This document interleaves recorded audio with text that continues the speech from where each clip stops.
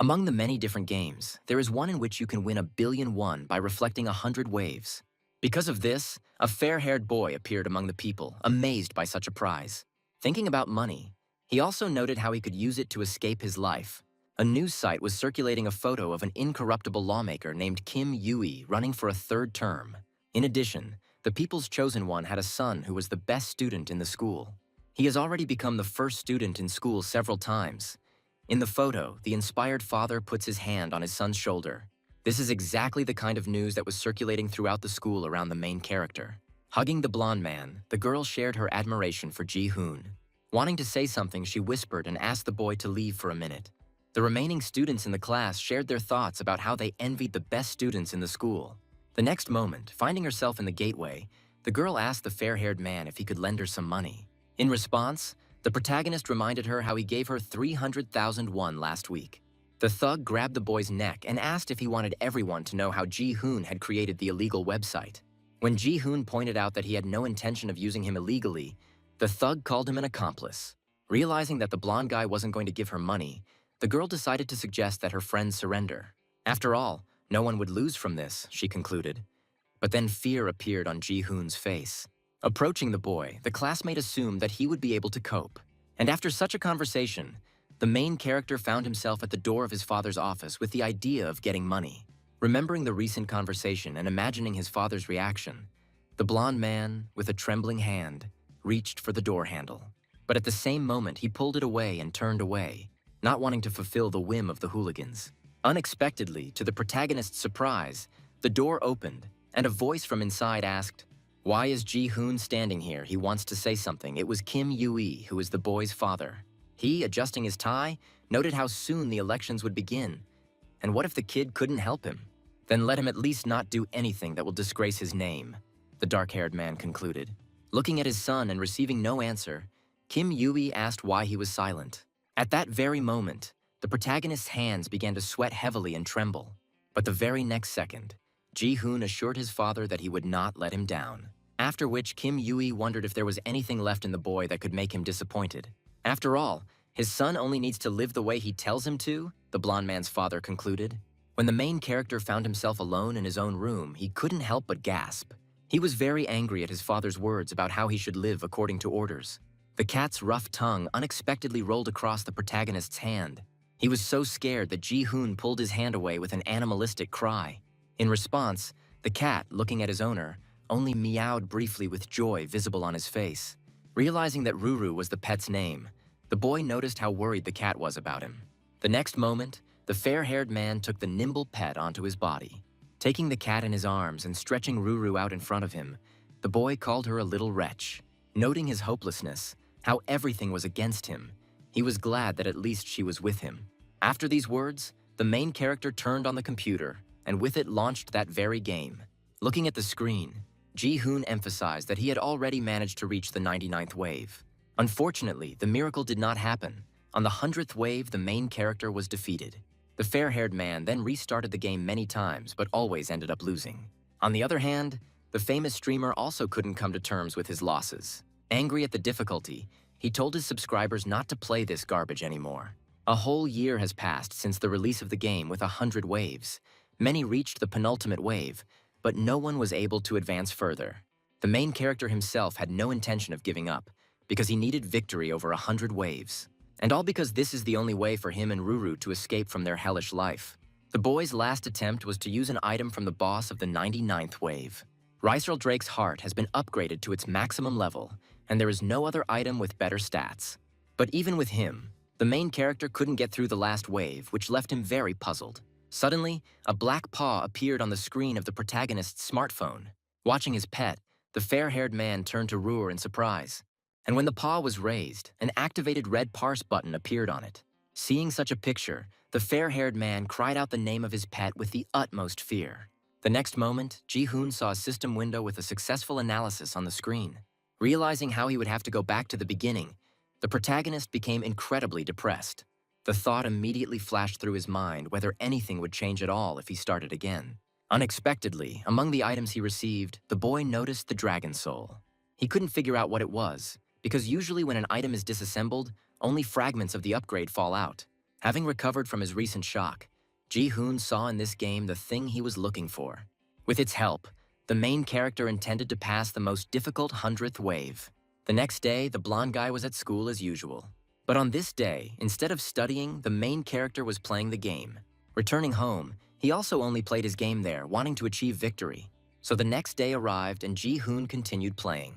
And in the end, the fair-haired man managed to achieve his 99th victory. Without thinking twice, he took apart the heart of Reiseldrake and received the dragon soul. Not wanting to delay, the protagonist set off for the final wave that would decide his life.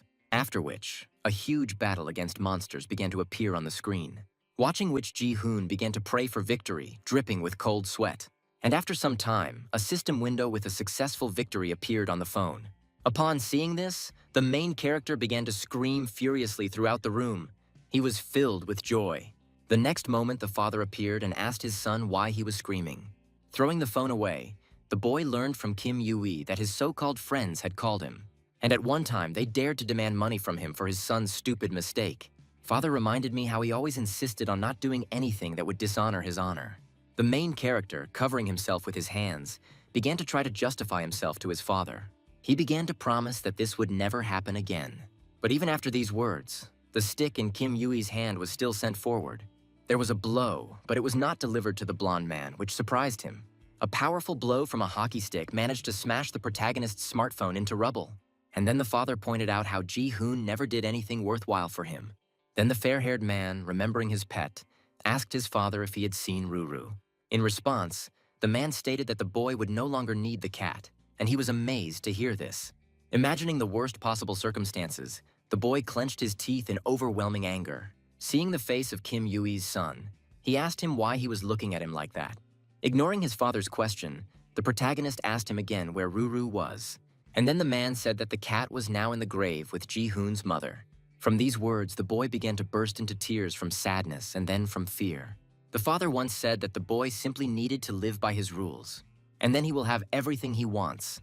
Let his son not disappoint him anymore. After all, he believes in him, concluded the father, looking at his son, who was crying from fear. Ji-hoon himself began to think about how he could no longer stand his own father.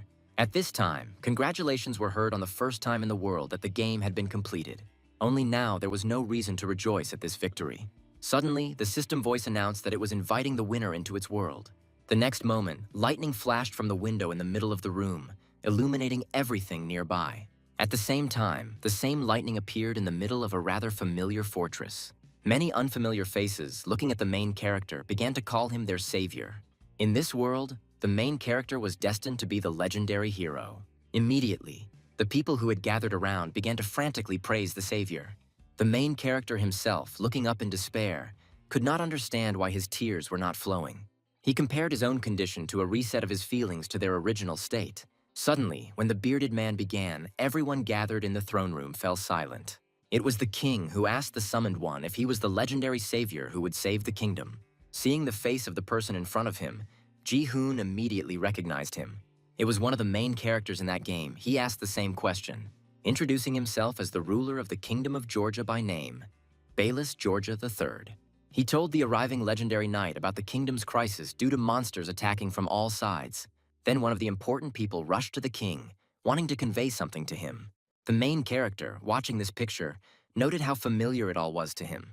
Wanting to tell about the trouble, the man whispered important information to the ruler. This whole picture was exactly like the intro of the game that the blonde guy had played. After listening to his subordinate, the bearded man noted how urgent this matter was. And when the king asked the newcomer if he wanted to become the commander of the knights, a system window appeared in front of Ji-hoon. As he stood up, the protagonist decided to say something just once, so the bearded man would have to listen to him carefully. Now the once desired billion won is worth nothing anymore. After all, on this day, he lost something much more precious to him. Here, whispers began among the people about the strangeness of the legendary hero. The king, sharing that he didn't know what a billion was, said that if the boy became the commander of the knights, then he, the ruler of these lands, will fulfill whatever it takes, declared Bayless. Hearing this, the main character asked again whether he would definitely fulfill everything he wanted. In response, the king confirmed his words, adding that as boys they only needed to follow his orders. After these words, the main character was overcome by animal fear, remembering one person. It was his own father who spoke the same words as the king. If his son follows his rules, then he will be able to achieve everything he wants. After all, he believes in him. Two different people, completely unconnected, concluded the same way. In response, the main character shouted at the top of his voice that he would not do anything. The ruler of the kingdom did not expect such an answer, which greatly surprised him. The faces of the people nearby also took on a shocked expression. Ji-hoon himself could no longer tolerate the pathetic orders that he had to carry out for the sake of someone's honor. All his life he was used as an object, and even in this world he was told to do something. With these words, the protagonist declared that he did not intend to become a slave knight. As for the offered wealth and fame, does he need them at all? Having sent everyone gathered away, the fair-haired man pointed his finger at the system window. After listening fully to the newly arrived man, the people tried to convince the legendary knight. But at this time, the main character clicked on the rejection of the role of the savior of the kingdom, and a red glow appeared in front of him. Thus, after some time, monsters were supposed to attack the kingdom, and due to the absence of the legendary hero, defeat was inevitable. That's what the boy thought as he made his choice. But then a new window appeared in front of him, revealing a hidden path. The main character was given the opportunity to join the monster faction. Reading the system window, the fair-haired man realized how he could end up on the attacking side. By this time, the king had broken his silence and declared that one must answer for one's choice. Immediately, Bayless Georgia III declared the new arrival an enemy who humiliates him, the king, and it puts the life of the entire kingdom and the people living in it in danger. With these words, the bearded man ordered his knights to attack the enemy. Without thinking twice, the crowd of royal warriors rushed at the main character. The fair-haired man was just thinking about how he had endured this for too long. All this time he had been holding on with all his might, and now the desired moment had arrived. The next second, a red glow illuminated everyone present in the throne room. Watching the incredible surge of power, Bayless Georgia III was amazed. At this time, a multitude of system windows began to appear in front of the boy with a successful choice of faction. Having acquired special skills, Ji-hong saw before him the task of destroying the human faction. Now it was the protagonist's turn to attack. At this time, there were 10 minutes left until the first wave. Upon completion of the task, the boy has the opportunity to take one of the local items and return to the real world.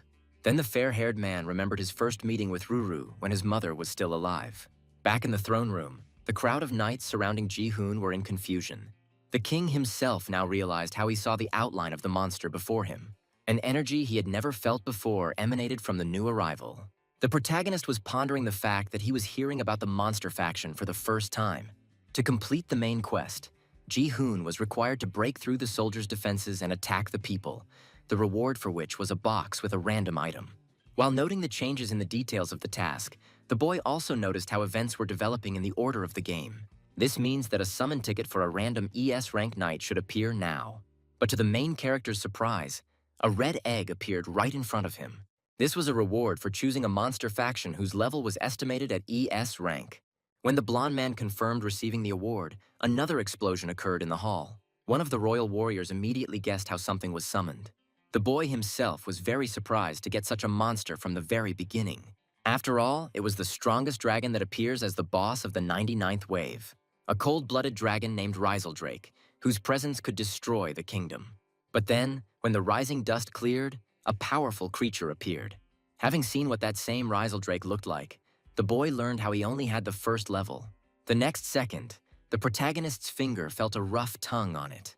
Taking another look at the dragon Ji-hong next to him, he saw a system window and the ability to use the Eye of the Overlord. It was a passive ability that allowed you to see the characteristics of monsters and items. The knights, having come to their senses, began to reassure each other that a small monster had been summoned. With these words, a crowd of royal warriors rushed at the main character. Looking at the approaching enemies, the fair-haired man thought that it was time for him to act. With these thoughts in mind, he resorted to using the Overlord's Eye skill. Staring at the summoned dragon, Ji-hong thought how he could only rely on him. And then the fair-haired man learned that Riseldrake had a first-level skill called Dragon's Breath. Without wasting any time, the protagonist ordered the dragon to use its power. By this time, the knights had already rushed at the boy, wanting to finish him off. The next moment, the throne room was completely illuminated by a red glow. The power of the red beam was so enormous that it swept away everything in its path. At that very moment, an explosion thundered throughout the entire kingdom. The same beam pierced the castle walls. A huge piece of debris, broken off from the wall, rushed into a residential area of ordinary residents. When the beam dissipated, a huge hole appeared in front of the main character. The man who fell to the floor was greatly frightened by the power of this blow. The recent legendary hero's name was mentioned, leaving the others wondering what he had summoned. Ji-hoon himself, noting how easily everything was going, decided to capture the royal castle. Thinking about the reward for destroying the human faction, he guessed that there was someone with the required ability. Realizing how there is no point in returning to the real world right now, Ji-hoon decided to focus on completing the task given to him, after which the fair-haired man addressed the bearded man as a representative of the human faction. He also shared with Bayless Georgia III that he was going to destroy the kingdom. After all, the boy needs this to get the desired reward. At this time, a rather familiar girl wondered what was happening in the palace. But one of the special knights did not waste time. He wanted to get to the scene of the incident as quickly as possible. Returning to the main character, he turned to the dragon and asked him to breathe again. Hearing the enemy's words, the man ordered the knights to raise their shields and protect the king. The protagonist noted how this useless defense would not be able to block the dragon's breath. Pointing with his hand, Ji-hong told Rieseldrake to attack. The target was the king, which did not frighten him much. At this time, the same spearman was running along the corridor to the throne room. The royal warriors lined up in defense, trying to save the ruler. The fair-haired man himself wanted to finish his task as quickly as possible. Just as the charge was about to go off, the door suddenly swung open, which scared Rieseldrake. The man who appeared was very glad that His Majesty was safe. The king's assistant could not understand why the enemy stopped abruptly. Looking at the dragon, the boy remembered how knights spend mana when using their skills. This means that monsters can also use up all their power due to a small amount of mana. Just when the powerful red beam was supposed to appear, an incident occurred. Rieseldrake only managed to release a small amount of dragon's breath. Realizing that the dragon had run out of mana, the boy had no choice but to wait for it to recharge. The warrior who came running, looking at Ji-hoon, assumed that he was the impudent one who dared to attempt on the king's life. Then the boy remembered how the knights in his game were divided into ranks. And this spearman is one of the 12 Zodiac Elite Knights of the ES rank. The name of such a strong character from the game with 100 waves is Ares. Turning to His Majesty, the spearman asked him about his health. The protagonist began to realize the full negative side of the appearance of such a person. The king immediately ordered his knight to destroy the enemy. Having resorted to his power, Ares unquestioningly agreed to get rid of the main character. Understanding where things were heading, Ji-hoon wondered what he should do. Watching his opponent, he remembered how the character from the game attacked in an area. At this time, Ares raised his spear, intending to finish off the enemy. The main character himself noted how this character is very convenient for the beginning of the game. Then the blonde man saw the wall of flame approaching in front of him. The next second, another large hole appeared in the castle walls. A loud cry of incredible pain was heard inside the throne room. There were a lot of screams because Ares' attack hit the royal warriors. Observing such a cruel picture, the main character was, to put it mildly, shocked. The wall of flame is a straight line of fire from itself to the target. And I know this information, the main character somehow managed to dodge. Noting the charred corpses, Ji-hong noticed how the spearman didn't care about his own people. At one time, Ares was very unhappy that the enemy dodged his attack. He intended to make a beautiful burning hole right through the boy's heart. Ji-hoon thought as the flame wall was currently on cooldown. And realizing this, the fair-haired man also realized that he had some chance. But the next moment, Ares was already over the boy, wanting to finish him off. Looking at the enemy, the main character began to think about what way out of this situation there was. He didn't want it to end so easily after all this time. And then a system window with an unclaimed reward appeared in front of him. Having managed to read, the fair-haired man saw a fiery blade in front of him. Realizing the hopelessness of his situation, the protagonist ordered the system to issue his reward. After which, a chest appeared right in front of the approaching spear. Having not received the desired result, Ares was greatly surprised by such a sharp call. When the small chest began to open, Ji-hoon was surprised by the contents. It was an unusual-looking blade with a bloody hue, and upon seeing it, Ji-hong wondered what it was. Without wasting any time, the fair-haired man decided to use the Eye of the Lord to find out what this thing was. It turned out to be an ES rank sword called Hell's Blade, the magical power of which was incredibly enormous. Amazed by such rarity, the protagonist could not understand how this was possible. He also noted how the one who summoned him here, giving him such power, wants the human faction to be destroyed. When the blade lightly tapped the end on the floor, at first, nothing happened. But a moment later, a loud sound was heard, accompanied by the destruction of the castle. Once in the air, the main character could not understand what was happening at all. But then he thought about how enormous the weight of the sword was, that the castle could not support it. Looking at the ground approaching with every second, the main character did not want to die so easily. While the boy was thinking about his situation, he had already flown many meters. But then, to his surprise, the fair-haired man suddenly stopped moving towards his death. Ji-hoon, sweating coldly and surprised, was glad to stop. The savior turned out to be Rieseldrake, to whom the boy began to praise him. People had already gathered below, pointing at the main character because he was flying. Taking a short break to think, the blonde-haired man noted how crazy his start had been. But thanks to this, he clearly realized the difference between his strength and the strength of the kingdom. Even though the boy saw only one knight, he still understood how their number would only increase.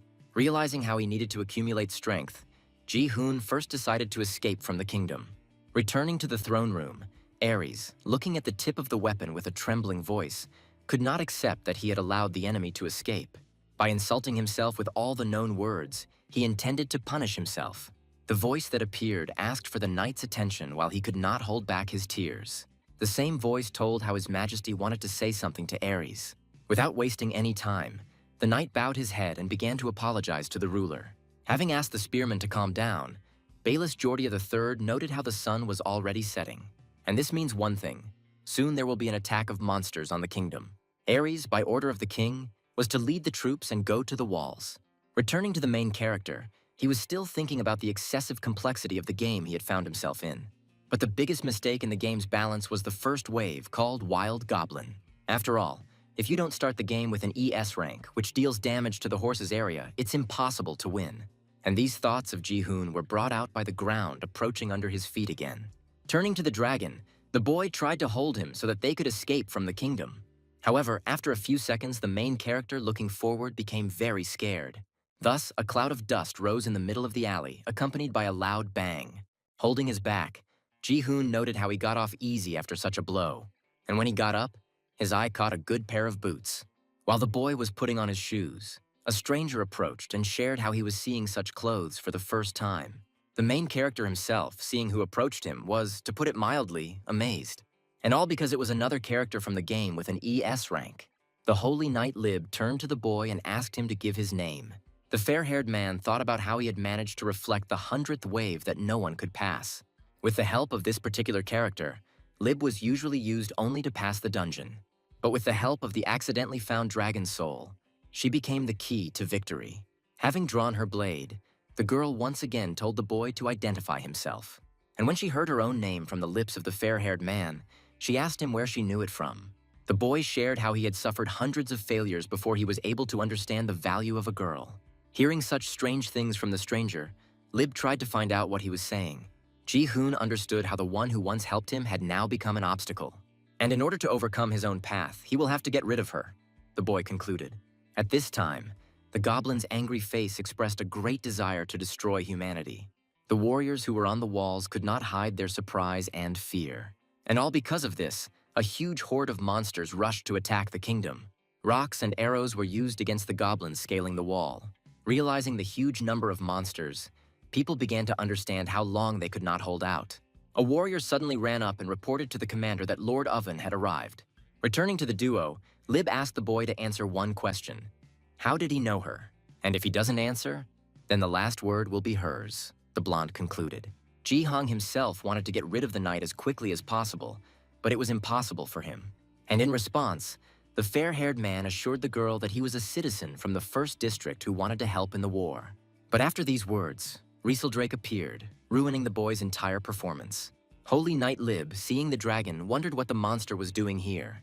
The main character himself, being confused, could not understand why the dragon decided to appear right now. Looking at the girl, he understood that in this case he would have to act. Having thought about the battle, the fair-haired man immediately discarded this thought, because he didn't have a chance. Finding herself behind the boy, she shared that she understood the whole picture. The blonde man is an innocent citizen who was being chased by the monster that attacked the palace. At this time, Rieseldrake looked at the girl with the blade and looked at her questioningly. At one time, the girl was embarrassed at the sight of such a sweet creature. Luckily for the protagonist and his ally, an explosion occurred near the wall. While the girl was distracted, Ji-hoon tried to use gestures to explain to the dragon what to do next, and the next moment the duo took off, heading beyond the kingdom's territory. Having remembered about the monster and citizen Lib, I could not find them in place, after which the soldier who ran up was glad to finally find a special knight. Then the same warrior said one word, "Gate," and the girl immediately understood what was happening. While this conversation was taking place, a crack appeared on the gate, growing larger with each passing second. Lib immediately ordered to throw down their bows and prepare for close combat, because soon the monsters will be able to break into the kingdom's territory. And then, among the goblins, a giant managed to make his way, already holding a club in his hand. The first time the monster struck, it was unable to break through, but many cracks appeared in the gate. After the second blow, the soldiers gathered at the gate saw a bloody club. Lib ordered her people to prepare for the monster attack. A few moments later, the owner of the huge weapon himself appeared. Thus, the battle continued, only this time on the territory of the human faction. By this time, a man wielding a flaming spear appeared. The girl, noticing Ares, was amazed at the speed of his return to the wall. The yellow-eyed man himself could not believe that the gates had already been broken down in his absence. Calling his allies useless idiots, Ares activated the flame wall, because of which the place where the monsters once stood turned red. Looking at the monsters writhing in pain, the spearman told them to amuse him. The protagonist, finding himself on the ledge, noted how the tide of the battle had changed. He thought about how he managed to get through 100 waves, but now everything is the opposite. Now finding himself on the opposite side, he needs to destroy the kingdom in 100 waves. In the past, this would have seemed impossible to the protagonist, something he would never be able to achieve. Now Ji-hong thought that Bailey's Georgia III needed to wait. The people managed to end the massacre with victory, which everyone was very happy about. While the fair-haired man watched the soldiers' celebration, he still didn't know who was behind it. Looking into the impenetrable emptiness of the forest, Ji-hong guessed that the monster faction was there. Having restarted the game hundreds of times, the boy now knows the kingdom's tactics like the back of his hand. But where the main character is heading is not the kingdom. Here, his path will start from scratch. As he was about to start his journey, the boy thought he had almost forgotten something important. It was Rieseldrake, who at that time was watching something with interest. When the boy decided to look where his ally's gaze was directed, he was surprised. The dragon's attention was drawn to ants carrying crumbs of food to the anthill. Ji-hoon noted that the more he watched him, the more he reminded him of a cat. But after these thoughts, the main character again returned to thinking about what to do next. A system window then appeared in front of him with a new task. The boy needed to create a monster faction. There was a reward for uniting monsters. The boy could gain a random ability. Having read the text, the fair-haired man began to think about how he could recruit monsters. Thinking back to the initial monsters, Ji-hong realized that they usually appeared at this time. But he still had a question about how to talk to the potential allies he had found. After all, for this he needs to know the language. At this time, a dark shadow darted into the forest. The same silhouette covered several meters in a few moments, ending up in front of the boy. The stranger, holding out his claws, ordered the man to die. When the boy had already come to terms with death, it, fortunately, did not come for him. Looking at the stranger's claws, the protagonist was struck by the abrupt stop in action. Looking at the stranger, the main character assumed that it was the front rabbit. Hearing the boy's words, the girl, showing her ears, called herself a fox. When Ji-hoon said that he didn't call the white-haired rabbit, she became even more upset. Then the main character, after thinking for a while, concluded that he was looking at an Arctic fox. The girl herself was no longer listening. She was more interested in how the blonde man smelled. The boy was amazed by the actions of the fox running around him. She noted how the boy looked like a human, but smelled like a monster. After these words, a system window appeared in front of the main character, with the text that he had 2 active passive skills.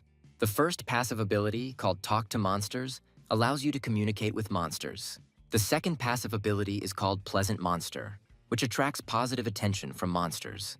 Now the fair-haired man understood why he understood the fair-haired woman, but the girl could not understand what was wrong with him. Having shown her claw, the girl asked the main character once again who he was. Not understanding what was happening, Ji-hoon, thinking about his passive skill, noted the girl's strangeness. The rope that suddenly appeared in front of his nose brought the boy out of his thoughts, after which the same rope, having reached its destination, turned the color of blood. The trio that appeared were very happy about their capture of the monster. Looking at them, Ji-hoon guessed that they were the bandit faction operating outside the kingdom. The fox, clenching her fangs from overflowing anger and pain, called the boy a man. She accused him of setting a trap for the blonde man to catch her. Then the white-haired girl asked the main character why he was pursuing them. The boy, feeling confused, tried to justify himself to the fox. At this time, the short one handed the rope to his ally, the big guy. And the next moment, the white-haired girl found herself in the air, which surprised both her and the boy. The brute, pulling the rope, wanted to drag the monster closer in order to capture it. The main character was still in a state of surprise, which was shown by his face, and when the girl was at the right distance, a fist was thrown at her. But after the blow, something alerted the thug, causing him to look at the target. And all because the fox managed to dodge, to the bandit's surprise. The next moment, the same big guy was driven into the ground with one blow from the monster. The main character, watching this picture, was amazed by such power. Looking at the fallen, wounded monster, the short, tall one called the fox trash, after which he began to beat the girl, accompanying each blow with insults. Seeing the girl being beaten, the main character understood that this was not normal. The fair-haired man, clenching his fist in anger, was already about to climb into the slaughterhouse. But the long-haired man suddenly appeared and asked if the boy was okay. He also noted how everything could have ended badly for him, since many beastmen live here. After which, the bandit asked the boy what he was doing there alone. At this time, the short one continued to beat the fox with his club. Hearing incomprehensible words that the man would never understand, he raised his weapon to strike. Seeing this picture from the outside, the main character became incredibly angry. At one time, the long-haired man ordered his ally to stop, because at this rate she would die. The bald one began to apologize, noting how he again could not restrain himself. The long-haired man shared with the fair-haired man how his people could be a little hot-tempered. But what interested him more was that the boy had previously spoken to the monster. Then the boy felt pain in his stomach area, which scared him greatly. The shaggy man emphasized how people like the boy would make the job easier. Ji-hoon, trying to plug the bleeding wound, tried to understand what the bandit was talking about. The white-haired girl, watching from the side, could not understand what was happening. The boy himself felt a very terrible feeling. His body seemed to be burning with pain. Hearing the sounds the boy was making, the long-haired man shared how he had not hit any vital organs. Then he added that the blonde man would die in 12 hours. But for such cases, he has an antidote, which the protagonist can receive for translation. The same bandit asked the boy where the lair of these monsters was. Looking at the wounded girl's face, the main character did not know what to answer. The bandit, seeing the boy's face, added that he would survive only on one condition if he told where the lair was. The main character himself was very unhappy with such survival conditions. The girl understood that if she told, all her relatives would be in danger. Realizing the danger, the white-haired girl opened her mouth and stuck out her tongue. But when the beast woman wanted to bite off her tongue, the big guy's hand ended up in her mouth. Ji-hoon, watching this, was amazed by the fox's zeal to protect his village. The brute, looking at the monster's angry face, noted how rightly they were called savages. Shaggy also shared how they catch people who die during the day. Then the bandit's fist hit the girl's stomach, causing her to spit out blood. Looking at the helpless creature, the long-haired man noted how these savages do not value their own lives at all. He ordered his people not to interfere because he still needed the living monster. The main character was surprised. He thought that even if foxes do not understand speech, they at least sense danger.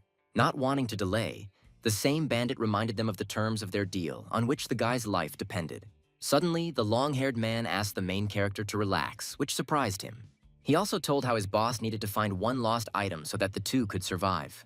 In this look, Ji-hoon remembered his classmate who wanted to make money off of him.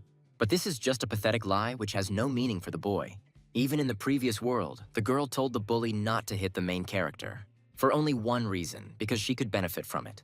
Now the bandit was in that role, but the blonde man didn't want to die so easily. Wounded in the stomach, he slowly approached the beast woman, asking her to take the people to the village. The bandits watching this scene were amazed that the boy could communicate with the monster. The white-haired woman herself shared with the boy how more than 100 residents live in her village. With these words, she asked Ji-hoon opposite if she could trust him. The main character, seeing the fox's face, didn't know what to answer her. Looking away, the fair-haired man shared how he was not on the side of humanity, and the white-haired one can trust him.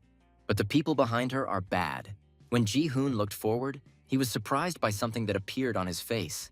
At this time, two red eyes belonging to a dragon appeared above the shaggy man's head. It was Rizzledrake, who without wasting a second, began to focus his power on one point. The shaggy man, seeing the boy's face, asked why he had stopped translating. Rizzledrake did not foster the creation of a red ball called Dragon's Breath. The bandit himself, looking at the translator's strange face, noted how he had changed. Suddenly, the short one noticed the little dragon, which surprised him greatly. The next second, he shouted at his ally, and he reacted. Looking at the red unknown force, the bandit had already begun to beg for mercy, but no damage followed. The pathetic dragon spit didn't even reach its target. The protagonist himself was shocked by this outcome, because Drake was supposed to be the salvation. The big guy and the short one were no less surprised by this turn of events. As for the little dragon himself, he could not understand what had happened to his power.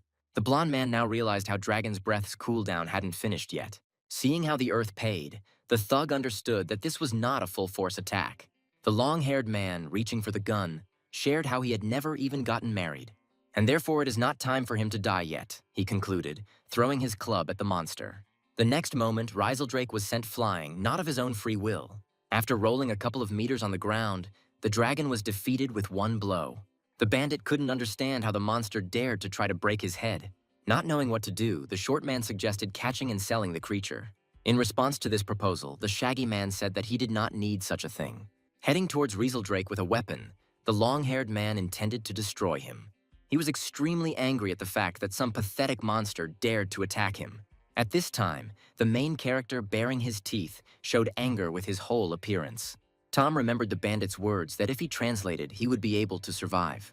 Ji-hoon was angry at himself, because even in this world he was trying to survive in such a pathetic way. He also remembered his father's words, how he called the fair-haired man useless. At that moment, Ji-hoon decided that he didn't want to regret anything anymore. Returning to the long-haired man, he had already sent his club at Drake. While the wounded beast woman wanted to stop the man with words, a boy walked past her. At the same time, a system window with a passive ability appeared in front of the blonde man. It was called the Physical Monster, and with its help, the strength of its owner exceeds that of a human, after which, dust rose near the bandit's location. The white-haired girl nearby couldn't believe what she saw. Even the long-haired man's allies were, to put it mildly, surprised by such suddenness. When the dust cleared, the same long-haired man who had attempted to take the life of the little dragon appeared. Without thinking twice, the duo rushed to help their ally, forgetting about protecting the monster. The girl tried to understand how the blonde man, while under the influence of the poison, managed to do such a thing. But what the fox saw with her own eyes next surprised her even more. And all because the main character, worried about the monster, asked if he was okay.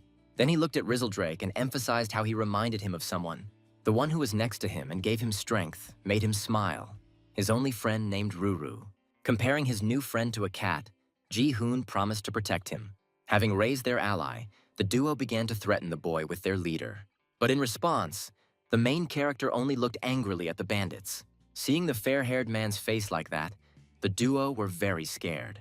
Not wanting to end up as corpses, they decided to escape from danger. At one point, Drake, as if nothing had happened, began to growl at the backs of those running away.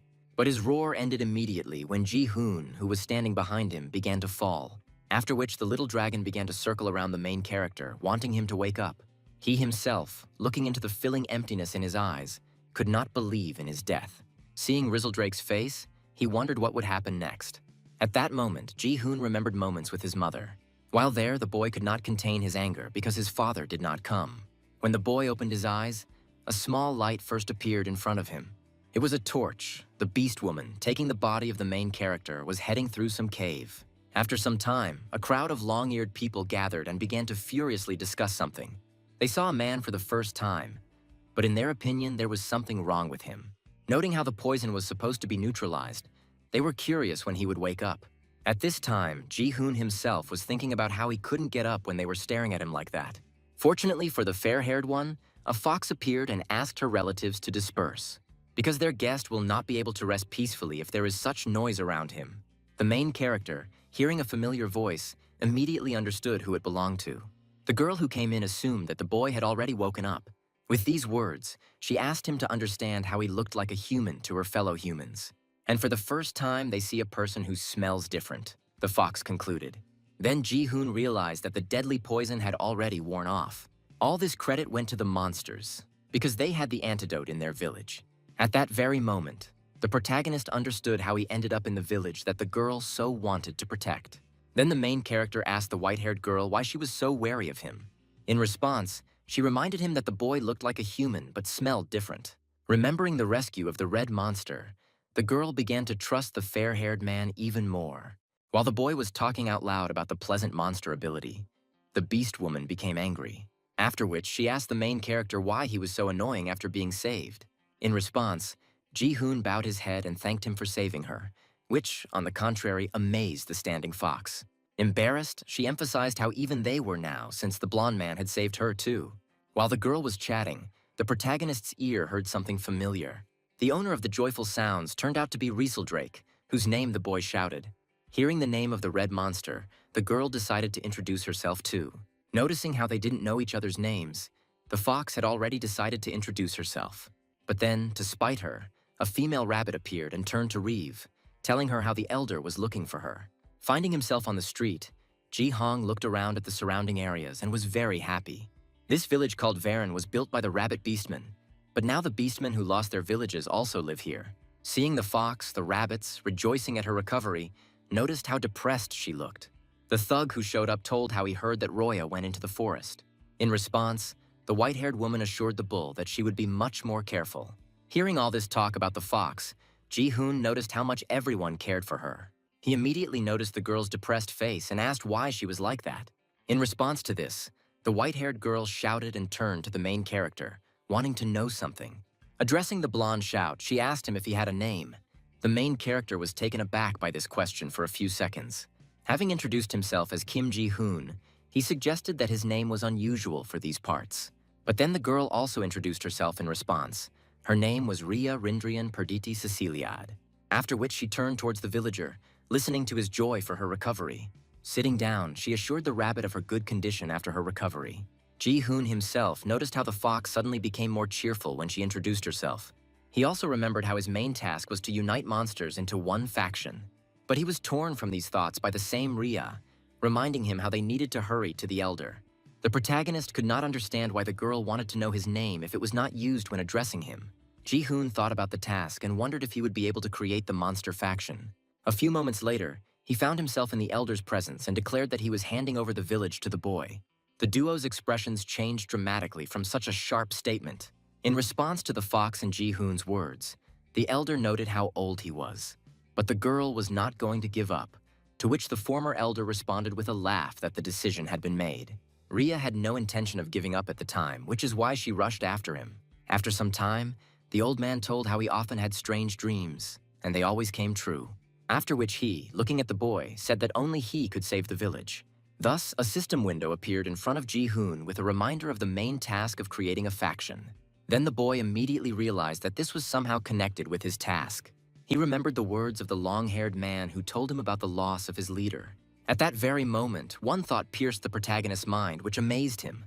Thinking about her, the fair-haired man turned to Ria, asking her about one thing, namely, that when the girl walked, no one followed her. In response, she noted how no one had ever found the village of Varen. The reason for this is that behind the steep rocky mountain there is a wide sea. No one dares to cross the mountain, and besides, there is only one way to get to the village. But even if someone did find the way, they would hardly have been able to cope with the complex structure of the labyrinth. Therefore, it is almost impossible for people from this world to get to Varen. She also shared her face and said that she had not noticed anything strange along the way. But even after these words, the main character's anxious feeling did not go away. It was no coincidence that drops of blood were scattered throughout the tunnels due to Ria's wounds. And yet the protagonist's feeling turned out to be not deceptive, because at this time, the short man I knew was very happy with his find and laughed. And the next moment, a scream was heard. A man entered Varen. The bald man who found himself on the ground could not understand what the monsters gathered around him were saying. The main character, who arrived in time, assumed that he had followed them by following the trail of blood. Hearing this, the white-haired girl was amazed and shared how careful she had been all this time. Hearing numerous apologies from Rin, the bull standing opposite asked the girl to stop. He asked her not to blame herself, because even bringing the wounded man here was very difficult.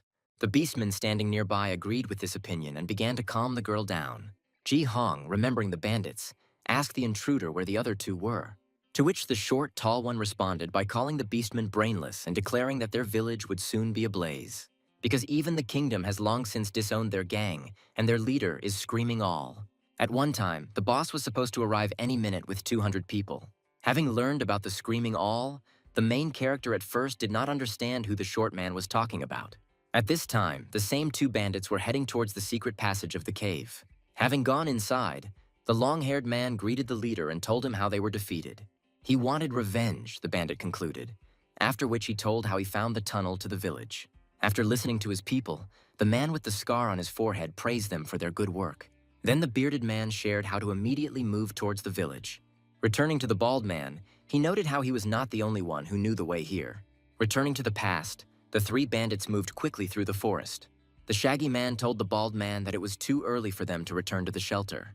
After all, they can take advantage of a good chance and get what they want.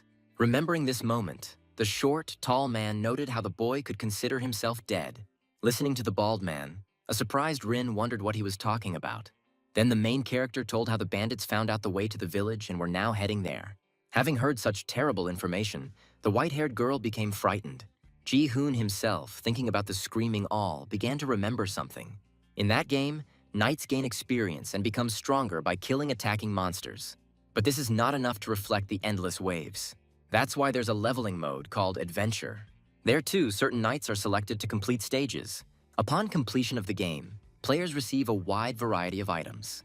The adventure itself begins with the first 10 levels called the Wild Goblin Graveyard, and it ends with the Demon King's Sacred Land, which consists of 100 stages. Although Ji-hoon didn't remember the names of all the stages, he vaguely remembered the finale. The name was a location called the Screaming All Gang's Hideout. Also, each stage had its own backstory. This one was connected with Varan. According to the game's lore, this place was completely destroyed along with all its inhabitants. Unexpectedly, the short, tall man shared that he had one suggestion. He will ask the leader to spare the one who frees him. Hearing these words, Ji-hong understood how the beastmen did not understand them, but they had already penetrated their hearts. At that very moment, an echo of fear rang through the assembled crowd. Rhea, thinking about the man's words, began to blame herself, because of her, Varan was in danger of being exterminated. And if this continues, everyone will be killed and Varan will become a hideout for bandits. Realizing the worst possible outcome, the protagonist decided not to allow it. The same short man continued to threaten the beastmen so that they would let him go. The protagonist himself concluded that Varan would become the stronghold of his monster faction. After which, a swift blow from the blonde man sent the bald man flying. The bull standing nearby was, to put it mildly, surprised by such a sight. At one time, the rabbit beastmen adopted the same physiognomy. The main character himself stated that they had had enough of useless chatter. Looking towards Reeve, he suggested that she start fighting against the enemies. After all, they are obliged to protect Varan at any cost. Rhea was surprised by such words. The bull, hearing these words, replied that this was impossible because the village itself was built into the mountain. Due to their weakness, they all took refuge. Mostly women and children live here. Suddenly, laughter erupted throughout the entire meeting. It was the elder who asked Rhea if she had always been so wise. And since everyone had gathered in one place, he decided to tell some news. From this time on, Ji-hong becomes the new elder of Varan. By this time, a large crowd of bandits was already heading towards the village. Once at the tunnel, the long-haired man told how they ended up there. The leader, having learned the location of the beastman's lair, decided to capture it. Having shared this thought with his men, he ordered them to move forward. Returning to the village, Ji-hong and the bull considered how to deal with about 200 people as an enemy. At one time, the beastmen had 3 bulls, including the brute. 2 young deer, not particularly strong or eager to fight. 5 sheep ready for battle, but very worried about their lives. 1 fox, Rhea, who brought the main character here, thereby saving his life. But most of all in the village, there are rabbits, at least 101 of them. After counting all the residents, Ji-hong realized how the enemy had numerical superiority. Still, this is not an ordinary battle. The numbers are not important. What matters is rank and level. For example, when Rhea was attacked, she was able to kill the bandit with 1 blow. It's unlikely that there would be 3, but the white-haired one would be able to defeat 2 on her own. Additionally, all beastmen have an ability called beast form. If everyone had the same level as Rhea, they would easily be able to win, the boy concluded. With these thoughts in mind, the protagonist turned to the man who called himself Taver Brimlock, asking how strong their fox was. Ji-hoon himself suggested that the initial task should not be impossible. Looking at the girl, waiting for an answer, the boy saw her playing with Rizzledrake. After which, the bull shared how Rhea is the strongest warrior in Varan. Even if everyone attacked her, the white-haired one would be able to win. Now the protagonist realized that his hope for victory had collapsed after Taurus's words. He began to realize with great difficulty how completely useless all the beastmen were here. While thinking over the plan, Ria assumed that the bandits would arrive by sunset. The main character, hearing these words from the girl, asked why she thought so. In response, she pointed to the beaten bald man from whom she had received this information. Immediately, Ji-hong remembered what the bandits had said about the leader's lost item. Having reminded the girl of this, she asked her if she knew what it was about. In response, the fox shared how there was nothing valuable in an ordinary village of beastmen. Then the fair-haired man assumed that the bandits only needed a pretext. Tavr Brimlac appeared and told how all the villagers were waiting for the elder's instructions. The main character herself began to think about how to compensate for her superiority in rank. To achieve this, their individual characteristics must be high. The strongest one in the village is Ria, but there are other beastmen. For example, no more than 111 rabbits, who cannot defeat a fox even together. Not understanding the difference in levels, Ji-hoon wanted to see the exact characteristics of the monsters. Having touched upon this topic, the fair-haired man showed his sudden insight with his whole appearance. He remembered the system window and the ability to use the Lord's Gaze ability. While thinking about how to activate it, the boy remembered moments from novels where the character simply uttered a word. Imagining the system window in front of him, the boy shouted out one word, characteristics, but nothing he wanted appeared afterwards, which greatly surprised Ji-hoon. He thought, as usual, it's enough to just say it and the ability is activated, for example, inventory. And at that very moment, an inventory called the Abyss slot opened up in front of the fair-haired man. Having learned about the name, the main character emphasized how all monsters have their own name. Then he, remembering his escape from the castle, realized how, due to the endless chain of events, he had missed one thing, namely, the blood-red blade that he received from a random box. Realizing the stupidity of the loss, Ji-hoon began to regret what had happened. Then the boy returned to the question of why the characteristics window wasn't working. At the moment, the main character has 4 passive abilities activated. The first ability is called Lord's Gaze, which allows you to view the characteristics of monsters and items. The second skill, Monster Communicator, allows you to communicate with monsters. The third one is called Sympathy of Monsters. It causes inexplicable sympathy in monsters. And the fourth and last one is the physical power of the monster, which gives strength superior to human strength. Ria's unexpected inquiries brought the boy out of these thoughts. Just as unexpectedly, the girl bowed her head and began to blame herself. The white-haired one shared how she wants to protect Varen and its inhabitants. Hearing these words, the main character came to his senses and realized that they had no time at all. And when Ji-hoon had already decided not to focus on the characteristics, the skill was activated. At the same moment, system windows appeared defining the target and its parameters. He thought about how inventory is just a system function for viewing the items he has. That's why it worked at the mere thought of it. But there was one thing. Lord's Gaze is a skill that allows you to see the characteristics of monsters and objects, which turned out to be easier to use. To activate it, simply select a target and think about its characteristics. As for Ria's characteristics, she was B rank and level 5. This rank represents a good level that mid-ranking knights have. In addition, the girl has a water element and her characteristics are concentrated in attack power. But among all the information, Ji-hoon's eye fell on the beast form skill. Seeing the boy's strange face, the beast woman assumed that it was difficult for him to be in the headman's place. At this time, the main character noticed a heart with the number 40 in the status window. Wanting to know what it was, the fair-haired man poked at it without thinking. But then Ji-hoon saw only a sudden drop in the indicator. And all because he pressed right on the white-haired girl's nose, which made her angry. Realizing his recklessness, the protagonist began to apologize to the fox.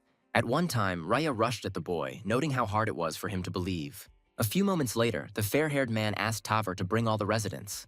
When the bull asked what was wrong with the headman, he replied that he was fine. After some time, the gathered crowd of beastmen lined up. The last monster turned out to be a ram, which Ji-hoon was only glad about. Checking everyone's characteristics is very exhausting, the boy concluded. Varen's numbers eventually came to 114, including himself and Rieseldrake. Remembering his little dragon, the protagonist decided to use the Lord's Gaze on him as well.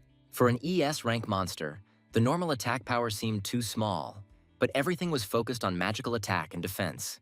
When using the entire magical reserve at once, even after a day, only half was restored. And knowing this, the main character concluded that he would not be able to use Dragon's Breath in this battle. Besides these two, there is Taurus Brimlac, who has C rank and is at level 5. The bull also had a skill called Beast Form, which, when activated, increases its characteristics. The rest were mostly E-rated. and now the boy understood why Ria was able to defeat them all. Compared to the D-rank knights of the kingdom, this is an apprentice knight. E-rank is not even in the ranking system.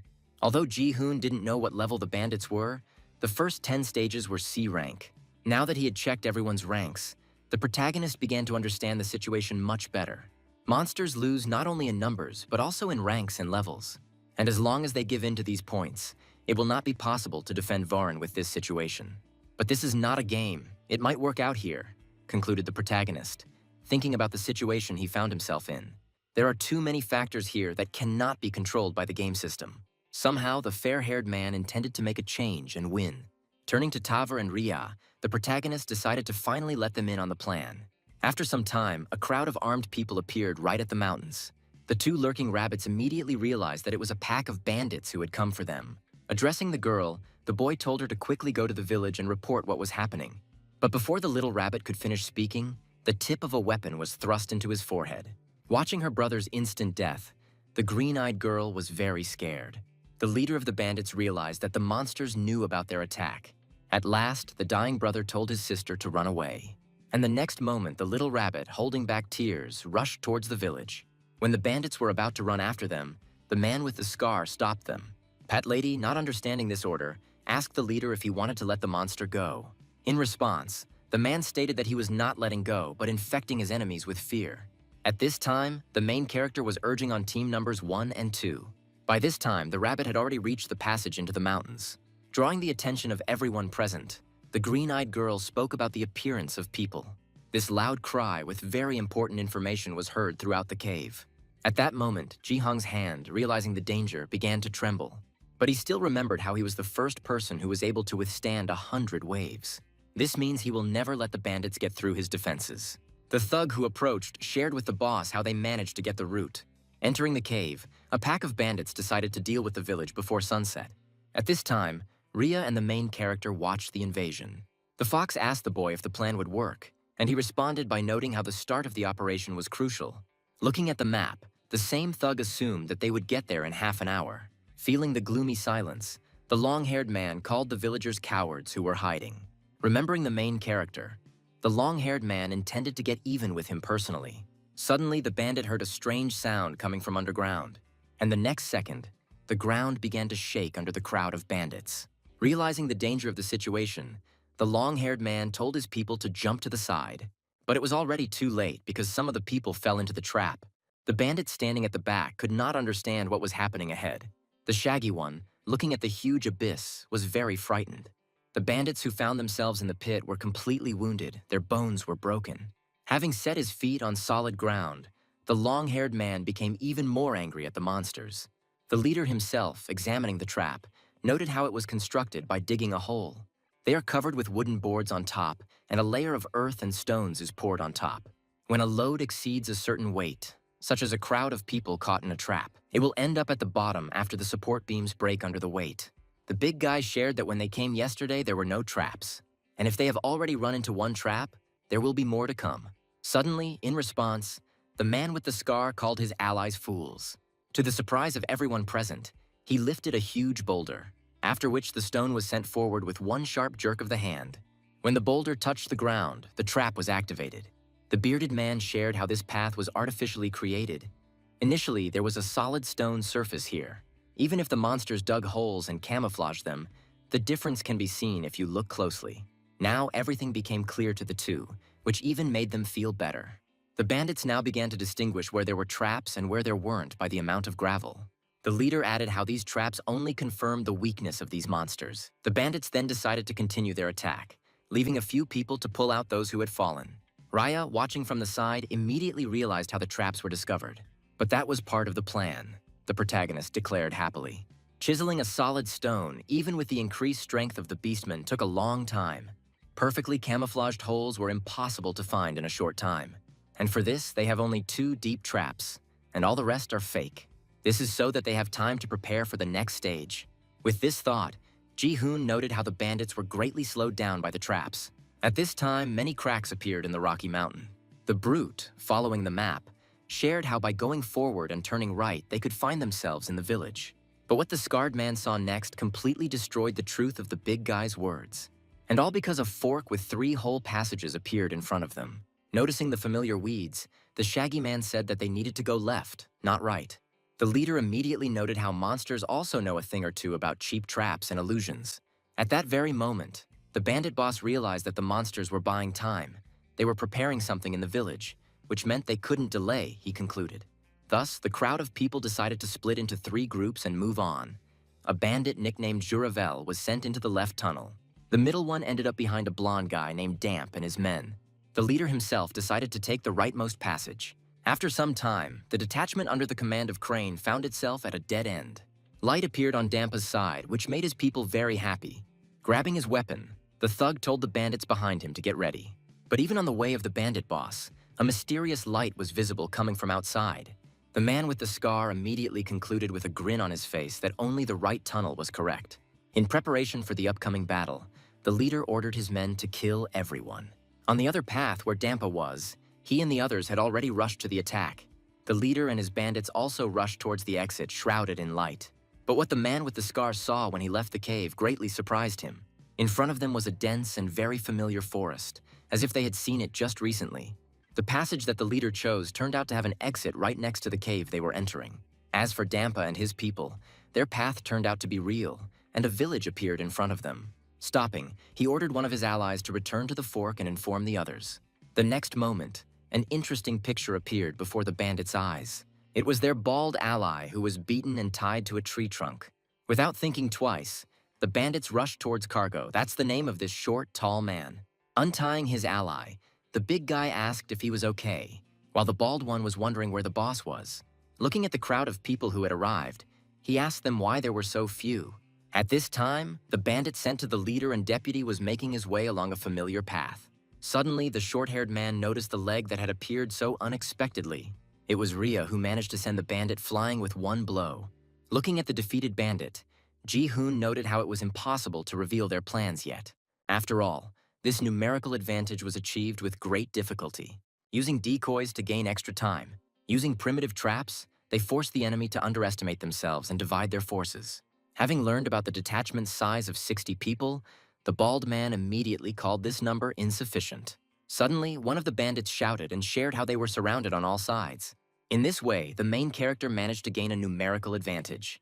Then, from the passage in the mountain, the fair-haired man appeared along with the fox.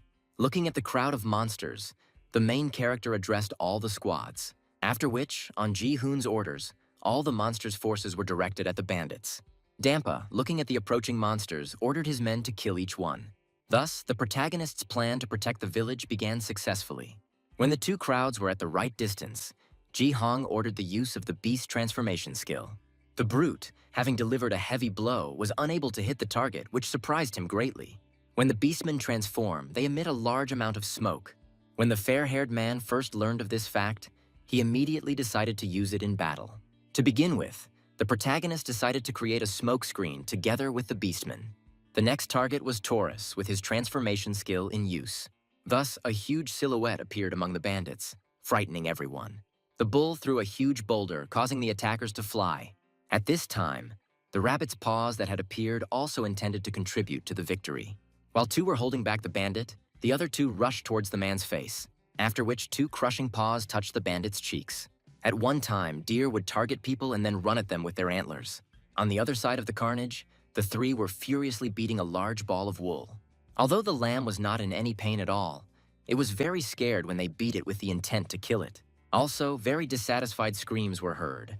Some strange Jew, when touching the bandits, was burning them badly. It was Rieseldrake, who was already very tired, using Dragon's Breath, even though it was a weak version. With the numerical advantage and surprise attacks from the smoke, the monsters gained the advantage. This plan was sure to lead to victory, but the emerging voice could change everything radically. It was an armed, short man who asked his allies to cover him, while he's busy shooting off the rabbit ears that dare to compete with them. Ji-hong, turning into a fox, asked her to take care of that side. It took the white-haired one just 1 second to disappear and rush into the attack. The boy, watching such speed, was very amazed. At this time, the bald man was aiming at Raya and intended to kill every monster. And then the girl saw the tip of a spear approaching in front of her. But the girl wasn't going to accept defeat so easily. Having dodged the arrow, the white-haired girl made a flexible dash, reducing the distance with the enemy. The brute, having taken the girl's blow, asked the monster if that was all she was capable of. Raya, without wasting any time, grouped herself and found herself on the ground, after which the next moment a foot was sent towards the enemy, hitting him in the chin. From such a strong blow, several teeth flew out of the big guy's jaw. Having finished with one, the fox immediately rushed to the next. Then one well-aimed blow sent the bald man to the ground, thus defeating him. The short man watching this scene could not believe his eyes. Appearing before the fox, the bald man began to insult the monsters with all the words he knew. At one time, Rhea, as if understanding the speech, with one well-aimed blow, slammed the bald man into the ground. Thus, the white-haired girl finished off the 3 bandits in a few moments. Addressing the defeated, she stated that monsters should not be underestimated. Dampa, who was in the midst of such a battle, was greatly shocked by the fact that monsters have the right to oppose people. With these thoughts in mind, the thug decided, clenching his fist in anger, to kill everyone. Having resorted to activating the skill, the big man began to increase in size. The main character, who was on the other side, felt a strange feeling. In Knight Defense, skills are only available to Knights of C rank and above. By this time, Damp had finished activating the skill, thereby receiving a boost. The nearby monsters were terrified at the sight of the transformed bandit. The monster's tongue suddenly appeared behind Damp, surprising him. It was Taurus. In comparison to him, the blonde seemed not so big at all. The next second, the protagonist, who was in the distance, heard a loud sound. Returning to the crane, he still could not understand how long he had to wait. While waiting for his allies, he was curious why no one was returning. The long-haired man stood up abruptly, not wanting to sit still, and thought about how he could not worry about the boss. With these thoughts in mind, he decided to head into the tunnel where Dampa was heading. By this time, the first pack, consisting of 60 bandits, had been defeated. Of the monster losses, 23 were seriously wounded and would be unable to continue fighting, 42 with light wounds. The main character was thinking about how, despite almost double numerical superiority, his side suffered more than half the losses. Yet the operation was a success. But this is not the end, because 2 groups of bandits are still hanging around nearby. In addition, the remaining enemies still outnumbered them, which was very unpleasing. Now, in addition to numerical superiority, it is time to increase power, concluded Ji Hong. After which, the main character called Taver, who asked what the headman wanted. Then the boy, pointing to a pile of weapons, ordered that they be distributed to everyone. And after a few moments, the monsters were fully armed with their newly acquired weapons. Without thinking twice, the protagonist activated the Eye of the Overlord to find out the characteristics. Seeing which, the fair-haired man was very happy because their attack power increased. By this time, the second part of the bandits arrived, delighted with the find. Only the long-haired one was worried about one question. Why was it so quiet here? The next moment, a whole clearing of allied heads appeared before his eyes. Having seen which, the long-haired man was seriously frightened by such a sight. But as he got closer, he learned that everyone there was still alive. As they moved forward, the bandits noticed a huge number of holes in the ground. The next moment, armed rabbits appeared from them with the intention of killing the invaders. The leader and his men moved quickly through the tunnels. The man with the scar emphasized how they would soon get lost without a map. The next moment, one of the allies said that they would soon come to a fork in the road. After a couple of seconds, people realized that they were trapped in a pit. But to the surprise and joy of everyone present, they did not fall into the abyss. Expecting the worst, the bandits could not understand why nothing happened. Then the leader suddenly raised his spear into the air, intending to stick it in. When the tip reached the floor, one truth was revealed. It was made of stone. Now he realized how the trap was only at the entrance and everything else was fake. He was very angry that the monsters dared to play with him. With this thought in mind, the gang leader, screaming all, decided to kill all the monsters in the area. Suddenly, a recently recovered bandit appeared, trying to convey something to the leader. The short-haired man ran closer and shared how the middle tunnel turned out to be the right one. Returning to the village, the monsters had already finished off the people who had attacked them. Ji-hoon himself thought about how, by breaking through just one wall at the fork, they had reopened the path back to the entrance. This gave them more time. Now the monsters only had to hold out one last time. Suddenly, the long-haired man managed to free his mouth, and he called his opponents fools. After all, none of this makes sense, because as soon as their boss arrives, it will be the end for everyone. A man named Screaming All operates on a completely different level. After these words, Rhea kicked the bandit in the face, ordering him to close his mouth. Turning to the elder, the fox shared how they had about 65 beastmen left. The remaining bandits numbered about 60 people, including the leader. Although they lack stamina due to their 2 previous battles with humans, as expected, all participants' experience increased along with their levels. Then the main character happily concluded that they had become stronger. After some time, the silhouettes of bandits appeared from the tunnel, at the sight of which Rhea immediately noticed how soon the final battle would begin. And after these words, the leader of the Screaming All appeared along with his men. Upon seeing his brother, the long-haired one began to rejoice greatly because now he would be freed. The man with the scar himself, upon seeing a whole field of heads, called them fools.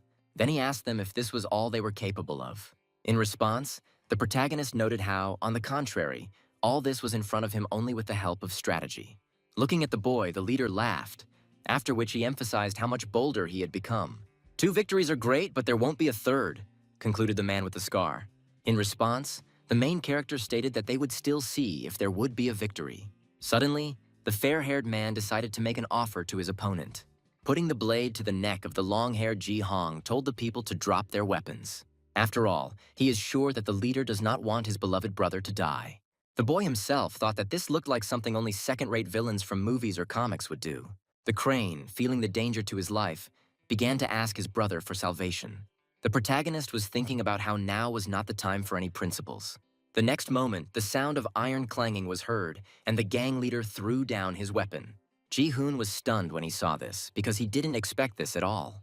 Unexpectedly, to the protagonist's surprise, grins appeared on the faces of his opponents, at the sight of which the fair-haired man immediately felt a sharp change in the atmosphere. Then the leader of the Screaming All, placing his hand on the ground, declared that the monsters would fall to their knees before him. Watching what was happening, the main character immediately understood what would happen next. The scarred man used his skill, thereby placing buffs on everyone in his area. Even without seeing their characteristics, the opposite side felt them physically. The protagonist, surprised by this outcome, noted how the combat effectiveness of the opponents skyrocketed. The leader himself ordered his men to carry out a massacre to their heart's content. Thus began the final battle, the outcome of which would decide the fate of the monster village. The first thing the beastmen did was to use the beast form skill to create smoke. Without wasting any time, the rabbits launched their surprise attack according to the pre-planned procedure. Only when the man was supposed to collapse from his wounds, surprisingly, this did not happen. Taking out a dagger, the bandit asked the monsters if they would continue. Looking at the man's terrifying face, the rabbits even dropped their weapons. This was not an isolated incident. All over the battlefield, people became more brutal. Yet, amidst all the carnage, there was a beastman who had no intention of giving in to the invaders. Only to Taurus's surprise, strange ropes suddenly appeared behind him. In a mere moment, the huge beastman was bound at all extremities. The people on the other side were going to hold back the monster in this way. And then the huge carcass of Taurus fell to the ground, raising dust. Not wanting to miss the chance they had received, the bandits attacked the bull. On the other side of the battle, the burning lambs tried to avoid attacks. Even Riseldrake himself was not to be tolerated. They opened fire on him. The main character, observing the whole picture, thought how having a weapon, their chances were slim. But Ji-hoon was more concerned about one question. Where was Rhea now? The fox at one time tried with all her might to restrain one of the sides. When she defeated one bandit, the next moment even more appeared. Seeing the girl's face, the main character immediately understood that she would not last long. At that very moment, something familiar flew right past the boy's face. The same flashing silhouette, having flown several meters, crashed into a tree. It turned out to be a female rabbit who could no longer fight. Looking at her, the boy realized that they would soon lose, which meant they needed a way out of this situation. And to do this, he needs to capture the leader of the enemy crowd of people, concluded Ji Hong. At this time, the leader of the Screaming All ordered his men to attack. Right there, the main character saw Taurus being beaten by a group of people. While thinking over his plan, the fair-haired man shouted the bull's name, which attracted his attention. Returning to the past, when the beastmen were just preparing for the final battle, the elder examined the characteristics of Taurus. Then the boy shared how he would give the bull a signal when it could use the skill. While the beastman was recalling the recent conversation, a man standing nearby told his allies to finish. And after these words, several bandits aimed their blades at the monster's body. However, they were unable to achieve their goal, because Taurus had already taken the form of a giant. Rushing forward, the protagonist turned to the bull for help. Ji-hoon now has a chance to deal with the leader in 3 minutes, because after that, Taurus will return to its original form. Thus, the duo rushed towards the leader of the Screaming All, wanting to put an end to him. Only the man with the scar didn't even get scared at the sight of his enemies, But on the contrary, he grinned in response. Having reached the required distance, Taurus, using the wound ropes, decided to launch his attack. The bandit on the other end of the rope then rushed towards the leader. In response, turning to his ally, the man called him a fool and told him to finally let go of the rope. After such a surprise, the bull decided to personally strike at the enemy. After such a powerful attack, a cloud of dust rose around the giant's fist. The leader's voice appeared and noted the monster's large size, but he couldn't really see what it was. At one point, the man with the scar, after his words, looked at the monster again with mockery. Having moved to the main character, he was already behind the leader of the bandits. But suddenly, a giant Taurus rushed towards Ji-hoon, which surprised him. Realizing the speed of the enemy, the boy's expression immediately changed. A few moments later, the duo found themselves on the ground, creating a roar across the entire battlefield. But that wasn't all, because a foot followed suit, heading towards Taver's face. The crushing boot of the leader of the Screaming All managed to slam the monster into the ground. Having dealt with one annoying opponent, he moved on to the next one. The fox, who was on the other side of the battle, noticed the beating of his comrades. The main character himself saw only a blurry image in front of him. He also remembered how he looked at his stats before the fight, and they turned out to be better than those of Rhea and Taver. In addition, Ji-hoon had a trump card up his sleeve for the worst-case scenario. It was a passive ability of Physical Monster, which gave the owner strength superior to human. Rushing towards his opponent, the protagonist noted how this was his last hope. At the same moment, a system window appeared. When attacking people, all characteristics increase by 200%. This is all that is left for the boy to oppose the leader of the Screaming All. The white-haired girl was amazed when she saw such furious zeal of the main character. By this time, Taurus, who had recovered, was of the same opinion as the fox. The boy himself, having delivered his blow, heard a strange sound reminiscent of a neck crunch. The leader, having received such damage, took a couple of steps back, after which, looking at Ji-hoon, he declared that he would never get a third victory. At the sight of the enemy, who had just flared up, the boy could not believe his eyes. The next second, he received a powerful and unexpected attack in his stomach, after which the main character, holding on to the affected part of his body, fell to the ground. He held himself with difficulty even in this position, but he did not want to fall. Only then did the bandit leader's hand grasp the blonde head, and then, with one sharp movement, the man with the scar slammed Ji-hoon face down into the ground. Having dropped to the enemy's level, the leader told the boy to stay put and not interfere with him. It was from this place that he wanted to show the destruction of the village's inhabitants. Looking at their leaders, both sides stopped the slaughter, directing their gaze to one point. The wounded bull beastman, rising with difficulty from the ground, shouted to the elder. At one point, Raya rushed to the duo, ordering them to let Ji-hoon go. But someone among the bandits was just waiting for the right moment to launch a surprise attack. At the same moment, an arrow pierced the white-haired girl's leg and got stuck there. The main character, watching this, was very scared for the fox. Then the beast woman fell to the ground, raising dust and never reaching the headman. Glavarb, looking at the sky, noted that it was almost sunset, but the monster was still finished. Turning to his men, the boss asked the bandits to listen to his words. He also declared that the war was over, and people were very happy with these words. But then the man with the scar ordered the entire village to be burned down so that nothing remained. After which, a multitude of quickly made torches rose above the houses, and after a measly few seconds, a fire broke out in front of Ji-hoon.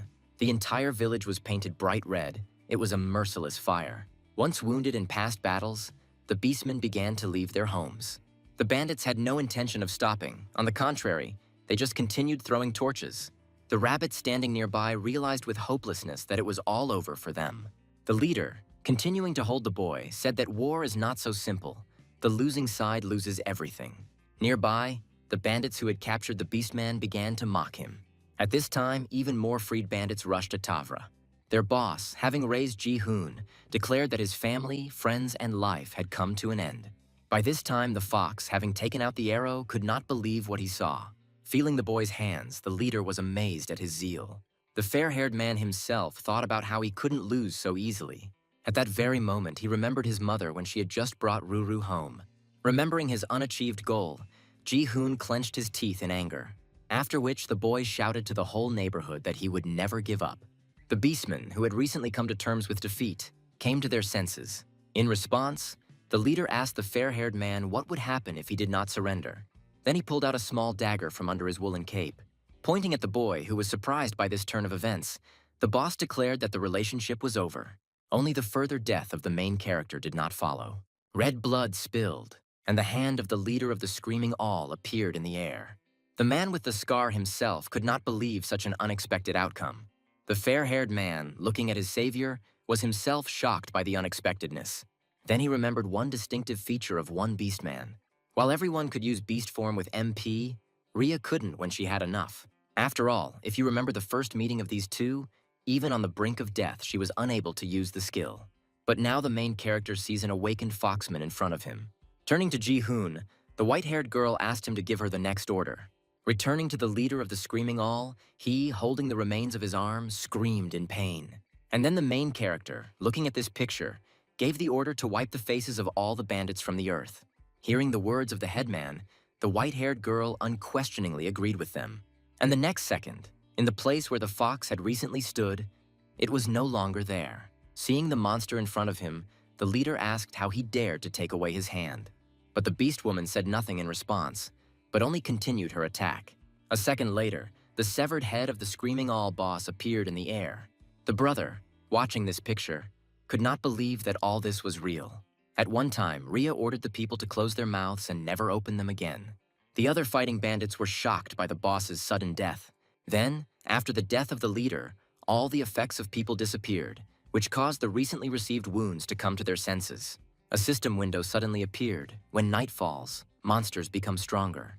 Thus, all the beastmen received a surge of strength and self-confidence. The rabbits, having received a bonus to their characteristics, decided to rush into the attack. As night fell, they all became more aggressive towards people.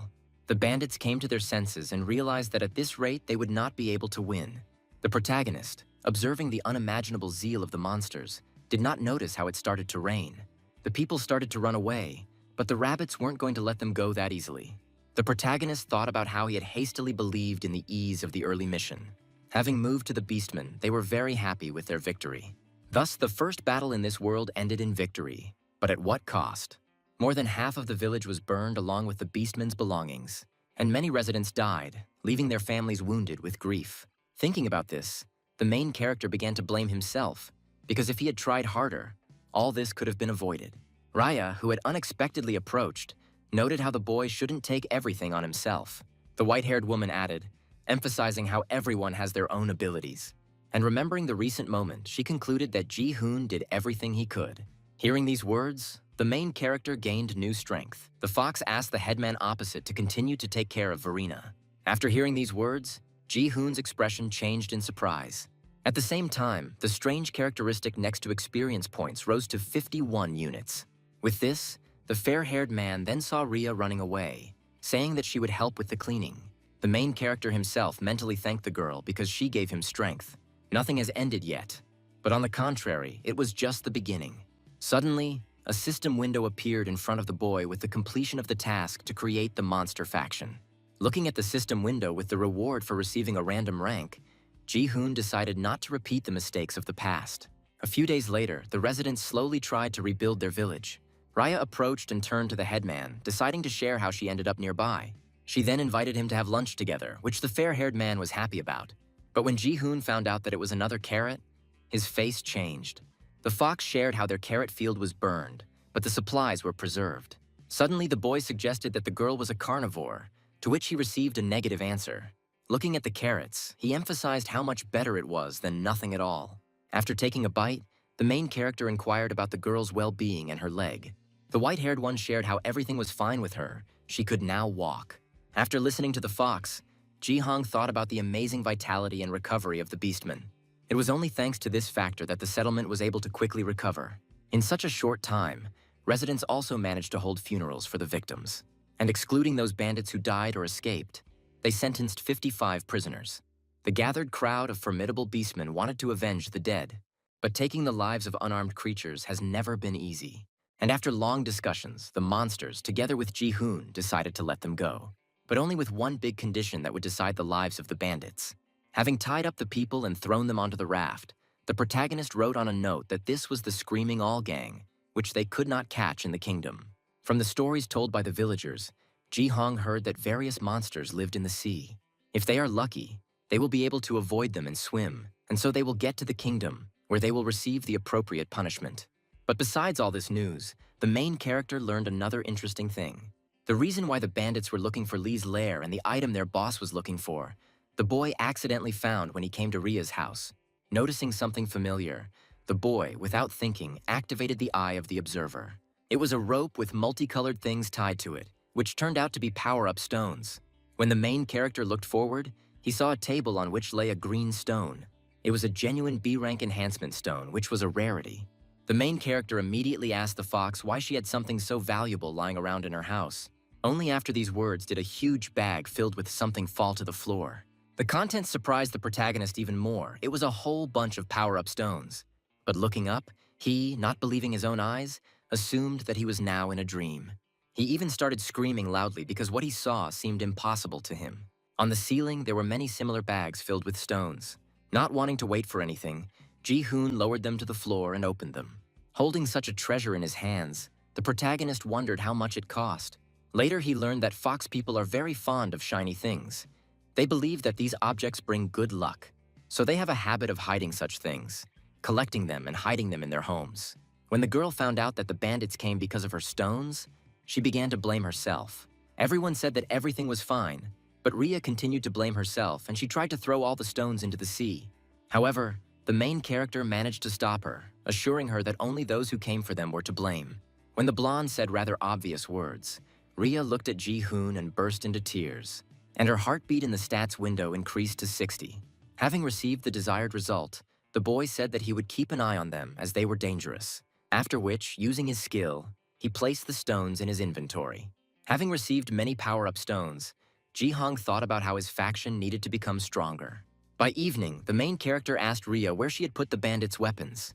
Thus, the duo found themselves in the warehouse of the Beastman village. Taking out a bag of stones from his inventory, Ji-hong shared how he intended to test one thing. Taking the dagger and the stone, the fair-haired man added that this thing was his luck.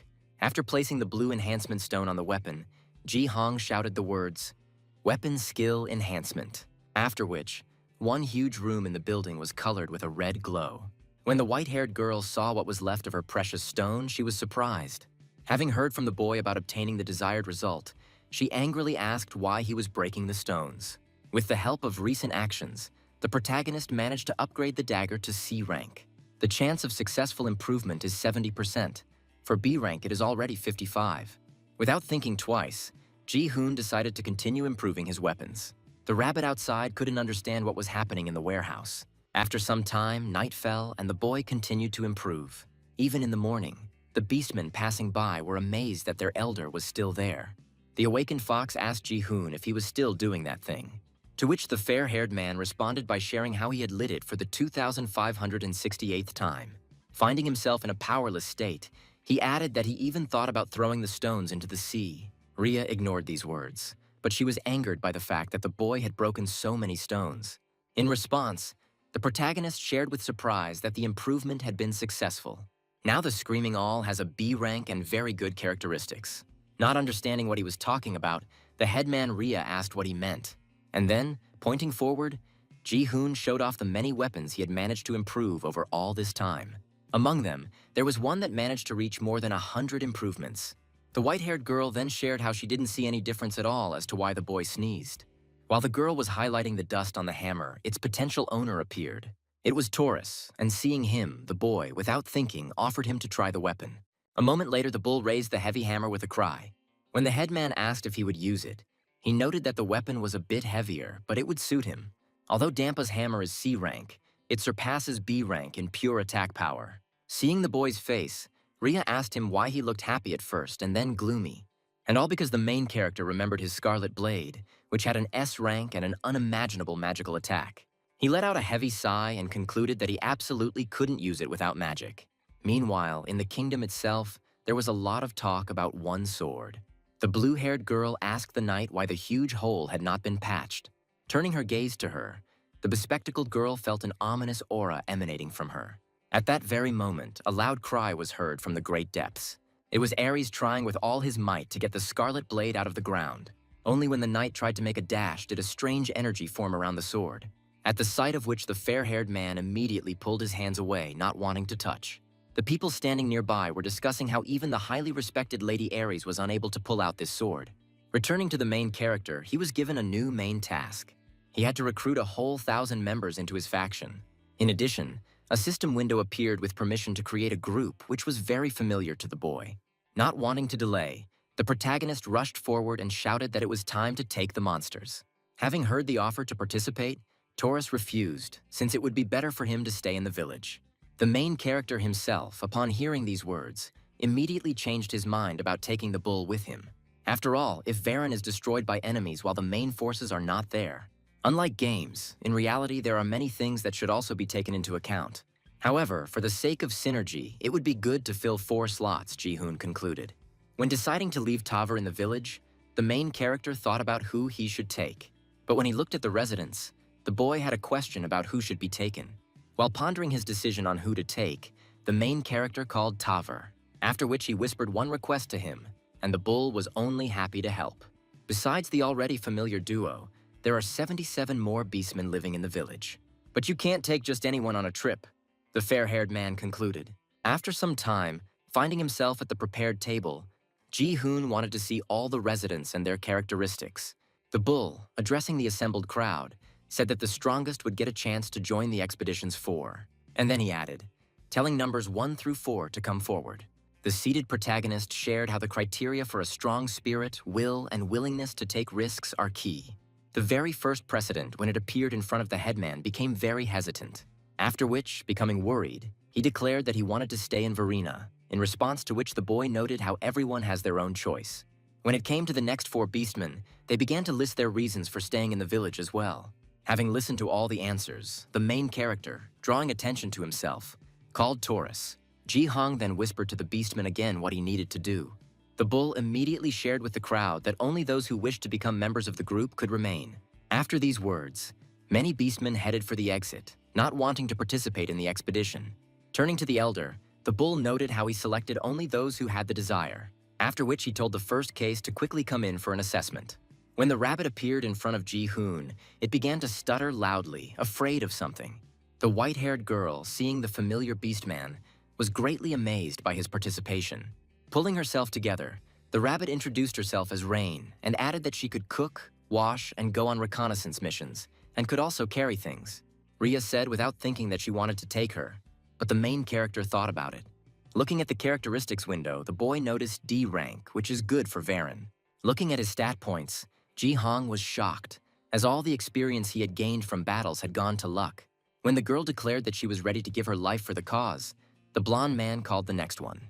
Rain was deeply depressed by this failure. She did not expect such an immediate refusal. But then Tavor shared how they had no one left who wanted to become participants. Thus, the main character's team was formed from only 3 members. Wanting to set out on a journey, Ji-hong decided to find the beast lizards. Only the rabbit, hearing the mention of lizards, was greatly surprised. At that moment, Rain learned that at the moment when she was deeply worried, Taurus had told her about the details of the expedition. Shortly before the candidates were considered, the village's top 3 discussed where the newly formed detachment would go. With this thought, they went to the former elder, who was still sleeping since the last battle. Exhaling heavily, the boy shared how he wanted to learn about the nearby tribes. Rhea told how, due to frequent human raids, all the nearby monsters were destroyed. The girl suggested that small shelters like Varen might exist, but they didn't suit Ji-hoon, because powerful monsters were needed to break through the human camp. Unexpectedly, Taurus shared how there was one tribe that did not submit to people. But they are too independent and do not go into an alliance. Then the boy became interested. And the Beastman Bull added that this was a tribe of lizards living north of Varen. Their tribe lives deep in the swamps and is the most powerful race in the area, because even monsters are afraid of them and avoid the lands of the lizards. The main character himself thought about how everything was clear to him even without words. After all, out of 100 waves of invasion, they appear at the beginning of the 30s incredibly strong. For monsters up to the 30th wave, they are like real bosses. But this also applies to people. Only 2 weeks have passed since the first wave. Now, at such an early stage, monsters of the 30th wave level are very dangerous to people. Thinking about all this, the boy, not wanting to delay, asked Tavor where exactly the lizards lived. The bull drew a map and shared how to cross 3 mountains and a river. When the assembled group set out on their journey, Ji-hong noted the difficulty of the long journey. Raya, true to her traditions, managed to find a D-rank enhancement stone. At this time, Rain could not believe that she had gone on an expedition with the new Elder and Riai. Reflecting on this success, the rabbit decided to appear very useful to her allies. Hearing the boy ask out loud when the first mountain would appear, Rain's eyes lit up. To find the answer to this question, she began to rummage through her intelligence journal. Only she was already overtaken by Riseldrake, who had soared into the air wanting to help. Rhea, turning her attention to the rabbit, told her to be patient, because after the first mountain it will get easier. The green-eyed one herself had no intention of giving up so easily. She even became more inflamed, wanting to prove her worth. As she made her way along the winding path, she was confident of getting such a chance. Seeing the blocked path, Rain thought again about how she could show off the rabbit race's signature move. Wanting to rush forward, she mentally told her allies that she would show them her importance in the group. Before she could transform into her animal form, she saw only the scattered cobblestone. The protagonist noted how the fox's level increased after the battle with the leader. Noticing Rain's beast form, the white-haired girl asked her why she activated it. Then, turning all their attention to the rabbit, the duo told her to hurry. After this, the green-eyed girl had a thought that she shouldn't immediately rush to deal with the problem that had arisen. Suddenly, the rabbit's ears began to move violently, picking up a sound from far away. She also shared with her allies how the huge stomping was approaching. Noting the silence, Rhea told the boy how Rain had exceptional hearing by the standards of the Hare People. Hearing this, the main character, looking at the green-eyed girl, remembered one thing. She was the same girl who came running with a report about the approaching bandits. At one point, the rabbit closed her eyes and focused on the distant hubbub. A multitude of rat paws made their way through the area heading towards one point. Knowing who the sources of the sound were, the green-eyed one shared that they were rat people. But the most important thing was that there were a huge number of them. It was a whole flock. Wanting to know where such a crowd was heading, Rhine moved closer to the edge of the cliff. The rabbit, pricking up her ears, immediately understood where the whole pack of rats was heading. They are approaching a human settlement, or more precisely, a kingdom. Looking far into the distance, Ji-hong noticed their strange movement. Usually their settlements were scattered throughout the forest. At one time, Rain shared how ratmen usually rarely leave their territories. And now they seem to be gathering in one spot, which means that something large-scale is happening. After which the main character said that they needed to follow the crowd. To move, the fair-haired man decided to use Riseldrake's help. Seeing how the two were about to rush forward, the rabbit explained how she would not be able to move quickly with the load. While the main character was lost in thought, the green-eyed girl once again realized how much she was getting in the way. Returning to Ji-hoon, he asked the rabbit to take off his backpack and pointed his hand at it. After using the inventory skill, all the items disappeared surprisingly. Thus, Rain's backpack was counted as an item when it appeared in the boy's space. Then, looking towards the ratmen approaching the kingdom, Ji-hong decided not to hesitate. And the next second, the main character's group jumped from a high cliff. At this time, a bell was ringing in the middle of the kingdom, warning of danger. Ordinary residents, frightened by such news, remembered the recent attack. Ares, advancing with the other knights, urged on his own men. The residents, looking at their defenders, began to encourage them, asking them to return victorious. A little girl asked her mother why they were being attacked, to which her mother responded by telling her how it was impossible to reason with monsters. In addition, they are evil and merciless. So in order to survive, people must become stronger. Seeing such a picture, the Holy Knight Lib thought about these words. Returning to the main character's group, they continued their high-speed journey. Seeing the face of his companion, Ji-hoon realized that he was already at his limit. Apologizing for his weight, the boy told the dragon to descend smoothly. But the next second, Riseldrake relaxed all his muscles, which amazed the boy. The duo, who were on the ground, having lost all of their allies, became worried. The main character and the dragons had already landed, raising dust around them. While shielding Riseldrake from attack, Ji-hong asked if he was okay. In response, he simply showed his happy face, thereby allowing the boy to relax. Standing up, the blonde man wondered where they had ended up. When the dust cleared, something amazing appeared in front of the boy. The allies showed up and were curious if the boy and the little dragon were okay. Finding themselves nearby and seeing Ji-hoon's strange face, they became curious about what had happened. And there was a huge number of corpses of ratmen, which greatly shocked everyone. Looking at the area ahead, they asked themselves one question. What happened here? Most of them were killed by something sharp. All the wounds were cuts and punctures. Looking at such a truly terrible picture, the main character realized. How was he destined by fate to see such a huge number of corpses again? At that very moment, Ji-hoon remembered the first day he appeared in this world. From that moment on, The boy noticed how, when looking at the corpses, he felt nothing inside, as if it had become habitual. Rain, seeing this whole picture, immediately realized that the stomping was coming from this place. Then the rabbit heard the sounds of pain from the surviving rat man. Without wasting any time, the two beastmen rushed to the aid of their brother. Having received first aid, the same rat man thanked his rescuers. Having given what was needed, Rhea, not wanting to delay, asked the monster what had happened here. The little rat lifted his head with difficulty, wanting to tell, and saw a boy in front of him. At that very moment, the outline of a person's face appeared in his head. Wanting to save his life, the rat man rushed at the man, deciding to end it. Feeling restrained, the monster asked his relatives why they were stopping him. In response to this, the fox told the rescued one to look more closely. Then he realized that the boy in front of him looked like a human but felt like a monster. The main character shared that he and his group were following the trail of monsters. Then Ji Hong asked the rat man opposite him what had happened here. Recalling the recent massacre, the little rat began to tell the story of one man in armor. They were all defeated by humans. They were the real royal knights. As they advanced towards the castle, the crowd of ratmen came across armored opponents. The main little man among them immediately ordered to attack, after which a fierce battle began between monsters and people. Only these royal knights, possessing enormous power, began to cut down everyone in a row. At this time, somewhere in the middle of the huge field, dull blows were heard. The chief of the rats shared with his brothers how by this hour 8 villages had already been destroyed.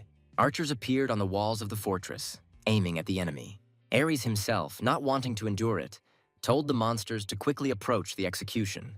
Returning to the leader of the rats, he declared that today they would avenge the dead. A large crowd of monsters waited for the order to attack, and people waited for enemies. The rat man in the cloak shared how it all started with the man with the lip ring.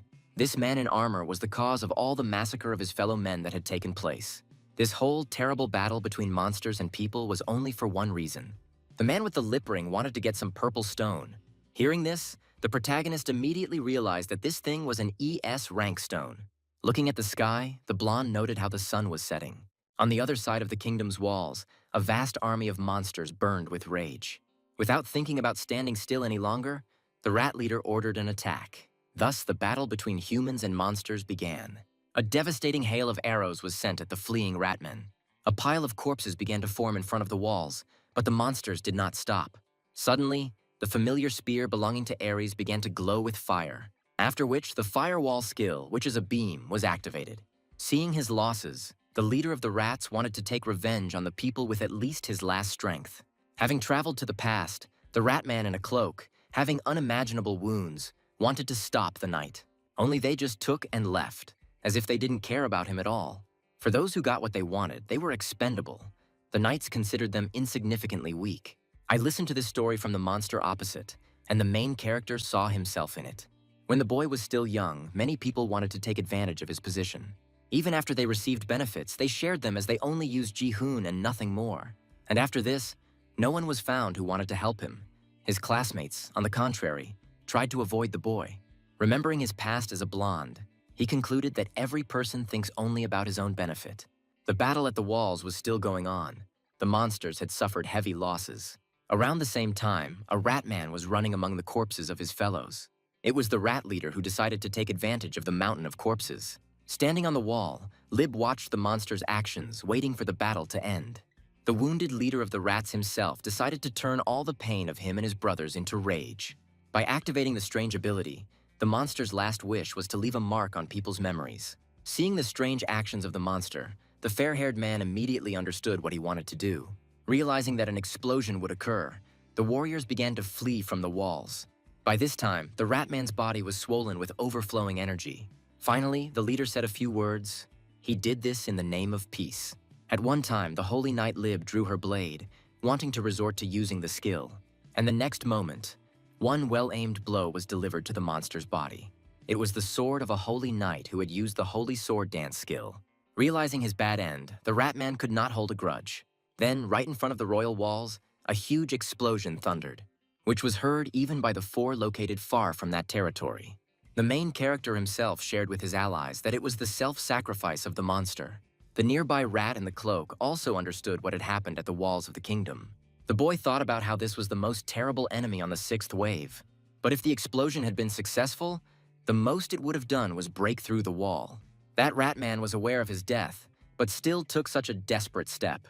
And all because I wanted to show the long accumulated pain in the hearts of monsters. At that very moment, the fair-haired man remembered the beginning before the battle for Varan. Tower later explained why there were no male beastmen in the village, only children and women. And all because they went to take revenge towards the kingdom. The boy remembered how the king addressed him and asked him to become a legendary knight. All he had to do was simply listen to his family and the king's orders. If Ji-hoon had agreed then, he would have either cut or protected those who were doing it. Having thought about this, the main character noticed how his soul became lighter. Even though the main character has moved to another camp, he is also a human being, just like the others. Therefore, he is also looking for a benefit for himself, which consists of receiving a reward after defeating the human faction. It is only for this reason alone that the protagonist acts, he concluded. After such thoughts, the fair-haired man decided to tell why he was looking for lizards. He needs them to build up his strength, the main character added. He then noted how all the waves on the kingdom were just senseless bloodshed. And if nothing changes, the massacre will not end until all the monsters are destroyed. Ji-hoon's goal is to destroy the kingdom before the last monster disappears. And for this, he needs their strength, the protagonist said, looking at his comrades. After these words, the fair-haired man thought about how they would react to his words. Rhea, who suddenly spoke up, shared how the boy's hatred for people was no weaker than theirs. The fox remembered the words of the headman. Finding himself in a hopeless situation, he did not want to give up. Then I remembered how the boy decided to go after the lizards, wanting to unite with them. She saw only sincerity in the face of the main character when he spoke his words. Everyone in Varan lost their families to humans and their bloodthirstiness towards monsters. And in that recent massacre on the territory of the village, many people also died. But in the end, all of this was due to only one factor, and that was the powerlessness of the monsters. Despite his low strength, the fair-haired man decided to lead them to victory and thus saved Varan. And if the path to peace for monsters lies in the destruction of the kingdom, she would happily stay with Ji-hoon, the fox concluded with complete seriousness. After such warm words, the rabbit standing nearby also decided to say something. Rain, with a trembling hand, shared how she would also stay with the headman. She also added how her parents died at the hands of people when they were protecting her and her brother. But her brother also died. Even though the rabbit beastmen were the weakest, she had long thought that this was how the world worked. But nevertheless, her opinion about this changed after the appearance of the headman. It was when Ji-hoon knocked out the leader of the rabble with one crushing blow. And at that very moment, Rain decided for herself that she would follow the headman. After such a speech, the green-eyed girl shyly emphasized her little use for everyone. In response to this, the main character thanked the rabbit, which surprised her. Ji-hoon himself thought about how their reasons were different, but their goal was the same, and that was more than enough. He then went on to note the complete senselessness of the battle between monsters and people. The protagonist intended to break the eternal chain of defeats for the monsters. After all, with the achievement of victory, they will all be able to find the peace they desire. Suddenly, many different voices were heard wanting to follow the boy. These were the surviving rats who rose up with their last strength to take revenge on people. After this, the ratmen who managed to continue living began to pull themselves up one by one. Later, the protagonist learned that they had been secretly following him and eavesdropping on his conversation. Then a huge rat stood up and Ji-hoon was amazed at the sight of such a size. Without wasting any time, the rabbit began to provide assistance using her methods. After some time, all the survivors were cured, and it was decided to cremate the dead. At this time, the kingdom, having endured the 6th wave, was busy getting rid of the corpses. There was almost no time left while the kingdom was still weak and the boy wanted to figure it out. The next day, the protagonist handed over the map, telling the cloaked rat to follow it and meet Tor. Leaving the ratmen behind, Ji-hoon's group moved on in search of the lizards. The ratman, seeing the map he received, was, to put it mildly, amazed by its informativeness. Thus, the boy began collecting monsters, and 149 had already been collected. As soon as they said goodbye to the ratmen, they headed into the swamps where the lizard tribe lived. When he came to the river, the boy wanted to take advantage of Rieseldrake's help. But he was asleep, which is why the main character, believing in his own strength, decided to overcome the water. The boy's group lost their way, making the journey more dangerous. But thanks to this, Ji-hoon's group was able to stumble upon the goblins. Having given them a sheet of paper with a map, the boy tried to explain to the monsters where to go, after which the boy got 40 monsters added to his faction. Moving on, the protagonist met Tar's relatives, the mention of which made them happy. Then the number 201 appeared in the system window for collecting allies. But that wasn't all. because Ji-hoon's group came across monsters again. They turned out to be slimes, which are the attacking monsters from the 7th wave. Standing in front of the king of slugs, the boy tried to stop them. Realizing that they weren't listening to him, Ji-hoon declared that if the monsters went any further, they would be killed. The reason the slugs attacked people was that they were driven out of the caves near the river. Because of this, they had to leave en masse to look for a new place. Only the path they chose led to the kingdom. Determined to gain new powers, Ji-hoon drew a map and told the slimes to follow it. Thus, with the help of one conversation, the boy was able to acquire 793 monsters. After such a long journey, the sun was setting, and the boy's grappa was already exhausted. Suddenly, Rain, who was ahead, noticed something interesting. These were the very 2 peaks behind which the lizards they were looking for lived. Looking at them, the main character noticed how they didn't have much longer to go. Only after his own stomach began to rumble did Ji-hoon decide to take a break. Sitting on the ground, he took out a backpack from his inventory, and Rain saw an opportunity to become useful. Rummaging through her things, she wanted to find supplies from Varen so that everyone could eat. Only the boy expressed his dissatisfaction at the mention of carrots from Rhea. Taking the vegetable in his hands, the fair-haired man wondered if there was anything else in the forest besides this. Hearing these words, the green-eyed girl extended her hand and shared how she had accidentally collected some food along the way. When the main character looked, he immediately realized that it was a raspberry. He decided to try it without delay, because after the carrots he wanted something new. Having tasted the excellent food, Ji-hoon shared that he hadn't eaten anything so fresh and sweet in a long time. The fox said that this was nothing new to her since she had come from a small village compared to the boy. Then the rabbit, taking out a frying pan, noted that if Ji-hoon doesn't like the food, then maybe they could try cooking something, suggested Rain, to which the guy was only glad. And after a certain amount of time, the food cooked over the fire was ready to eat. Smelling the smell, the fair-haired man immediately compared it to the smell of soup with soy paste. The green-eyed woman explained that cooking is a hobby for her, where she often experiments. But the main character didn't let the rabbit finish speaking. He shouted at her. Looking at something huge behind Rain, he couldn't contain his surprise. After which, the unknown person remarked how delicious it smelled here. These were 2 huge ogres who came to the strong smell of cooked soup. Seeing the huge green brutes, the rabbit could not contain her surprise. When an equally large hand reached out, Rain, very afraid, covered herself with her hands. Only the ogre's limb was pointed not towards the beastman, but towards the carrot. The boy immediately noticed numerous wounds all over the monster's body, which amazed him. The green thugs themselves, having sniffed the carrots, realized that it wasn't the carrots that smelled so delicious. Then one of the 2 saw a saucepan and assumed that the smell was coming from it. Bowing his head over the soup, the ogre immediately recognized the emanating aroma of delicacy. Deciding to try it, the green brute, unaware of the high temperature, grabbed the pan with both hands. And a second later, the ogre threw the hot soup on the ground, burning his hands. Watching this picture, I thought that I knew that these monsters were not endowed with a strong mind, but I was interested in how they survived. Then, when one green brute was feeling pain, the other decided to eat. The main character himself, without wasting any time, decided to activate the Eye of the Lord. It turned out that these 2 had B rank and fairly high levels. Returning to the ogre who wanted to eat, he, not learning from his brother's mistakes, grabbed the soup. At this time, there was someone else in the forest who heard the sounds of pain from the ogres. Then the collected containers of apples ended up on the ground, causing the fruits to scatter. That stranger headed towards the boy and the green thug. When the blonde man tried to gain the monster's trust, Rhea felt the urge to kill, and the next moment the fox took the blow, trying to save the elder. Using her claws, Rhea blocked the blow and asked the stranger who he was. The main character, seeing the ears of the guest who appeared, immediately understood which paradise he belonged to. It turned out to be a dark elf, and Ji-hong was greatly surprised at the sight of him. The green-eyed man himself, without thinking of wasting time, passed the annoying fox's block. And then the long-eared one whispered just 2 words, "Shackles of darkness." Looking at the stranger who had passed her protection, Rhea asked what he was doing, after which the white-haired girl felt a strange feeling. Her body stopped moving. Returning to the elf, he had already aimed his dagger straight at the protagonist's throat. Watching the approaching danger, Ji-hoon became seriously scared. Deciding to take the fatal blow, the boy summoned his weapon from his inventory.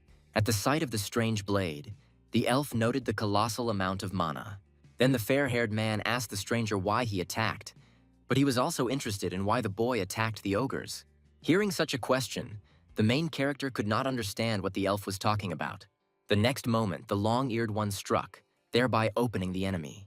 Watching the stranger's actions, Ji-hoon immediately realized that he intended to make a slashing blow. And after these thoughts, a skill called Darkness Cleave was directed at the boy. But at this time, in the middle of the forest, there was someone else who was interested in the surge of energy. Moving towards the duo, behind the main character, there was a huge crack in the cobblestone. Surprised by the boy's evasion, the elf assumed that he knew about his blind spot. Once they were at a distance, the two again asked each other why they had attacked. Hearing about his attack on the ogres, Ji-hong was surprised, to say the least. At that very moment, the protagonist remembered the many wounds on the monsters' bodies. Then the elf, noticing the ogre's reddened hands, asked the boy if he really thought he was blind. The boy himself tried to explain to the stranger that he had done nothing. Only when the long-eared one heard about the stupidity of the ogres did he become angry. Realizing that it would not be possible to simply come to an agreement, Ji-hoon decided to ask the victim. Having heard the ogre say that he was innocent of his wounds, the boy expected the elf's reaction. Long-eared asked the thugs again if they had injured them, to which they received a positive answer. And then the long-eared one declared that it was impossible to take advantage of the ogre's low intelligence. When the main character tried to justify himself, the elf had no intention of listening to his words. But Ji-hoon also didn't want to be defeated by some stranger. Using the dark energy contained in the blade, the boy attacked the enemy. Having reached the shoulder of his target, he once again declared his innocence. Suddenly, the boy felt a strange feeling. He immediately realized that he had dealt critical damage. The elf himself, having shed his blood, realized that his opponent was stronger than he thought. While the long-eared one decided to give it his all, the fox standing nearby wanted to rush towards the headman. But that strange feeling didn't go away. Rhea still couldn't move. The elf, touching the enemy's shoulder, imposed the same effect on him. Then the long-eared one began to threaten the fox. If she moved, the boy would die. Even if someone is guilty, the elves still give a second chance. That was the law, the green-eyed man declared. While the long-eared one was trying to get an apology for the ogres, the fair-haired one standing behind him did not wait. Looking at the incomprehensible face, the protagonist once again declared his innocence. And the next moment, a blow from the hilt of a dagger struck the stranger on the head. The two ogres, worried about the elf, noted the loss of the strong Leo. Leo himself could not believe that his effect had no effect on the boy. Trying to recover, he, not believing himself, assumed that he was stronger. Not daring to agree with his own thoughts, the elf clenched his jaw in overwhelming anger. Only when the long-eared one tried to rush forward, his hand was already grabbed. It was Rhea who ordered the stranger who had attacked them not to move. The protagonist was thinking about how the Dark Shackles was a cheat skill that would bind a lower-ranked enemy. But against a target of equal or higher rank, the chance of success drops sharply. This elf also examined all the members of the group and then chose the boy as a target, checking his characteristics. As for the main character's stats, all experience gained from battles was distributed into critical strike chance and damage. But what was most striking was that the fair-haired man had neither rank nor attribute. At least Ji-hoon managed to avoid the worst-case scenario for himself and his allies. Using the Overlord's sight, Ji-hong learned that the elf was A rank and level 17. Then the fox, turning to the boy, asked him what he would do. At this time, Leo thought about how he had set out on a journey to return as the greatest warrior. Thinking about his loss, he realized that this was his true level. When the elf remembered his father, the sharp end of a blade appeared in front of him. He then ordered the white-haired one to remove the shackles, which surprised the fox. Ji-hong extended his hand and asked the elf to believe them since they really hadn't hurt the ogres. Then the boy suggested that the green-eyed man find those who left scars on the bodies of the thugs. At that moment, seeing the characteristics of the long-eared boy, he noticed an increase in one of the values. Another armored stranger suddenly appeared and shared his joy at finding monsters. Hearing the man, the main character, surprised, quickly looked at the source of the sound. The glittering eyes that appeared declared that the ogre had nowhere else to run. This man turned out to be the same knight with the silver ring in his lip, about which the rat man in the cloak spoke, having been defeated along with his brethren. At that very moment, the main character remembered the description of the monstrous power of this knight, and also how this man defeated a crowd of ratmen for the sake of one ES rank stone. Realizing all this, the fair-haired man, without wasting any time, activated the Lord's gaze. Although the boy could not see the characteristics of people, he could imagine approximate ones. And then Ji-hoon immediately noticed 3 stars on the knight's armor with a silver ring. This means that he appeared to the A-rank knights, but the boy doesn't remember him, which means that he is not one of the key characters. The warrior himself noted a strange group in which different races had gathered. Turning his gaze to the side, the bearded man noticed something interesting. Noticing the dark skin color and long ears, he immediately realized that this was a dark elf. The knight was delighted with this turn of events and was very pleased with today's spoils. Then the protagonist asked the man if he had destroyed the village of Ratman. Overhearing the conversation between the two, the elf wondered if the boy was actually talking to a human. The fair-haired man, having received a positive question, then asked whether the knight had inflicted wounds on the ogres. Not expecting such a question, the green-eyed man was surprised, but he was still interested in the man's answer. In response, the knight stated that he had come here to kill everyone present. After these words, the elf realized his mistake and asked the boy for forgiveness. Even though he doesn't understand what the person is saying, it's clear in this situation who is to blame. And the next second, the green-eyed man rushed towards his enemy, wanting to finish him off. An instant later, the long-eared one's blade touched the man's armor. The boy immediately realized that the elf wanted to use his skill, but it wouldn't work. And all because the difference in equipment between these two is quite huge. Having accepted the elf's attack, the knight called the enemy's weapon a toy. But then the green-eyed man, not wanting to talk to the knight, disappeared from his field of vision. Realizing that the armor could not be penetrated, he decided to attack unexpectedly on the exposed parts of the body. Only the knight with the silver ring had no intention of losing. In a mere moment, the fist covered a short distance and reached its target. The power of this attack was so great that it lifted the long-eared one into the air, after which the green-eyed man decided to point the blade at the enemy with shouts. And so the elf's sword headed towards the chest of the enemy, clad in armor. At the sight of such a spectacle, the expressions of those standing nearby changed to surprise. The next second, the long-eared one's sharp weapon fell apart. This made the green-eyed man very surprised, as he was confident in this attack. The knight himself did not dare to wait for his opponent, which is why he slammed him into the ground. Realizing that he had gone a bit overboard, he also noted how one should not break goods. Hearing the last word, the main character was amazed and wondered if he had heard correctly. Returning to the long-eared one, he, feeling great pain, tried to come to his senses. But the knight's leg with the silver ring suddenly appeared and he fell to the ground again. Calling the elf a commodity, he added that the ogre is also one. Having noticed the fox, the man emphasized how it could also be used to make a good product. He then said that although he didn't know what they were doing there, the boy, as a citizen of the kingdom, should be aware of how popular monster shows are. Seeing the puzzled expression, the warrior noted how people liked anything that aroused curiosity. But what struck him more was that the main character knew nothing about the monster show. The next moment he realized who was standing in front of him, even though he had changed his clothes. Touching the silver ring in his lip, the bearded man laughed, noting how lucky he was. After all, if he catches a real legendary hero, he will earn a lot. As he listed each of those present, the knight began to think about how he would become rich. Wanting to capture them all, he declared that he could bring them to the kingdom. And then the two blades crossed each other, producing a loud metallic sound. Looking at the main character's blade, the knight guessed that it was expensive. Ji Hong himself wanted to find out from the enemy whether the warrior was doing this on the king's orders. In response, the man with the silver ring in his lip stated that royal decrees are not subject to discussion. The boy shared how he would make his life easier with the thought that people are the villains of this world. Hearing such words, the warrior noted how this remark was just right for a traitor. But the next moment, he took with his hand the attack of an enemy who suddenly appeared. Long-eared, looking at this picture, to put it mildly, was amazed by this turn of events. Ji-hoon himself was thinking about how he should contribute more to the victory in order to gain experience. Realizing that he needed to fight, the boy turned to Rizzledrake and asked him to prepare a skill.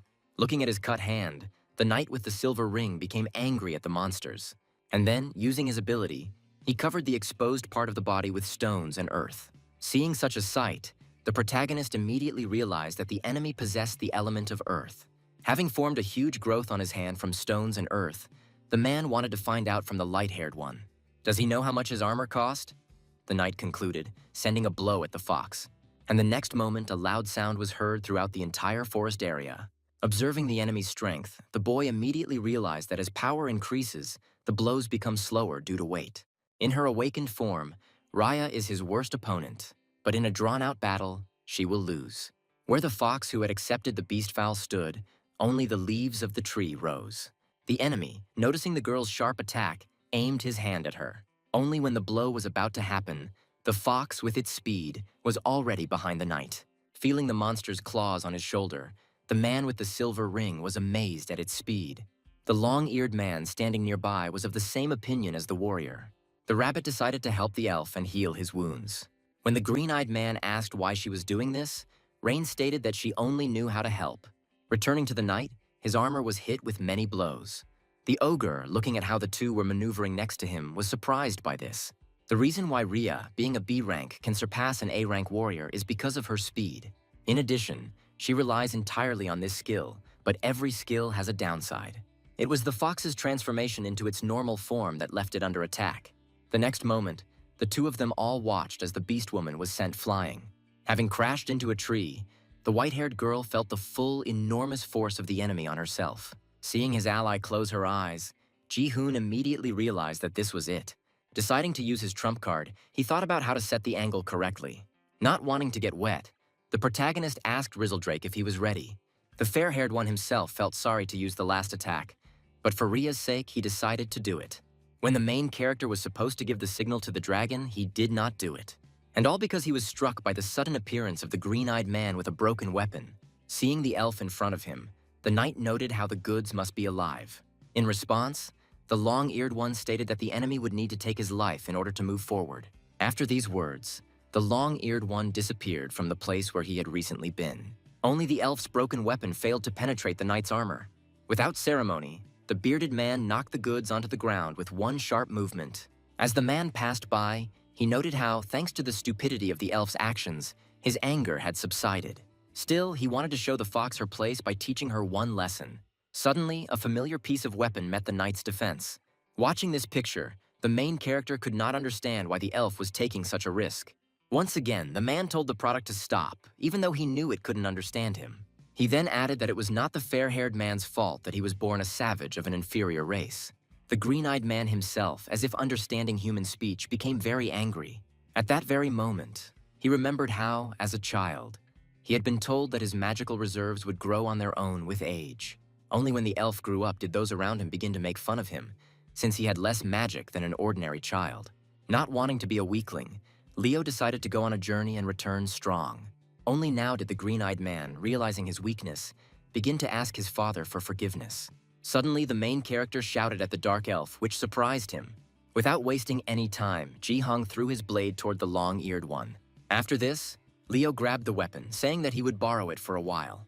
At that very moment, the green-eyed man felt an unimaginable amount of magic in the weapon.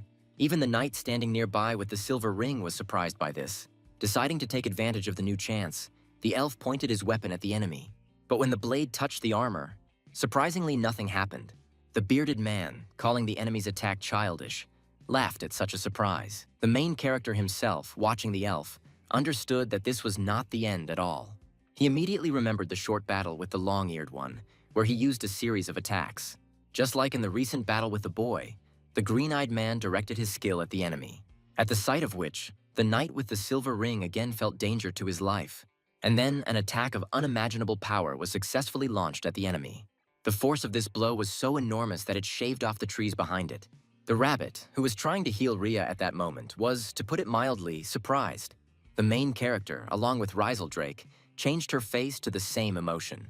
Then, amidst the scattered dust, a bearded man appeared in very bad condition. A second later, the man felt colossal damage and fell to the ground. Ji-hong thought about how this elf had become several times stronger.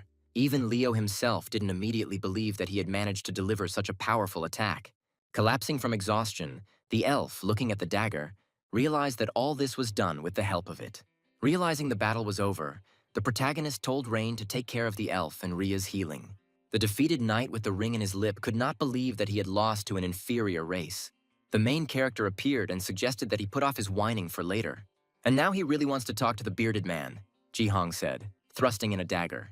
The fair-haired man loomed over the man and noted how he had many questions for him. From that moment on, the boy set a condition for the knight. If he lied, he would die. When the boy first asked how many warriors the kingdom had, the man said 3,000. He didn't know how many were patrolling outside. The protagonist then asked what the purpose of the enslavement forces was. Looking at the blonde man's sharp dagger, the knight with the ring in his lip thought. At that very moment, he remembered how, while in the throne room, the king had given him a task, consisting of finding a more powerful weapon for the kingdom. With these thoughts, the man shared that their task was to search for enhancement stones to create weapons.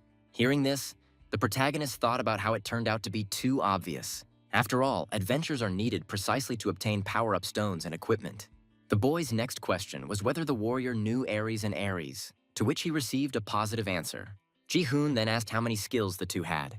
He wanted to know what level these knights were, because with each level they gained skills.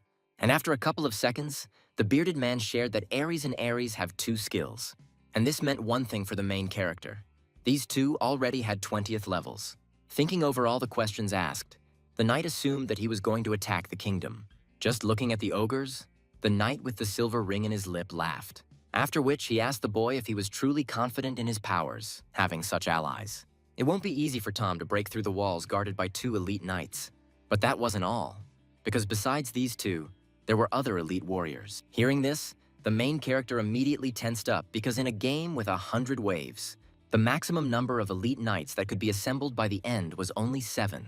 This is why choosing an ES rank knight greatly affects how you progress through the waves. Remembering the recent 6th wave, the boy was amazed by the number of elite warriors.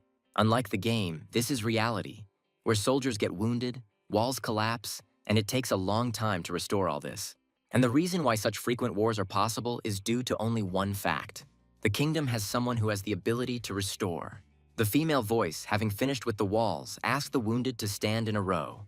And the next moment, all the assembled people were illuminated by a blue beam, with the help of which the knights who had recently been wounded were completely healed.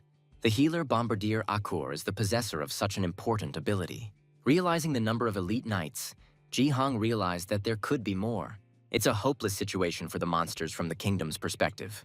For the main character himself, this walkthrough has a super extreme hellish difficulty. Seeing the blonde man's face, the bearded man noted how surprised he was. But this was not the main character's final question. He wanted to ask one more. He was curious about what the legendary knight was and how they managed to summon him.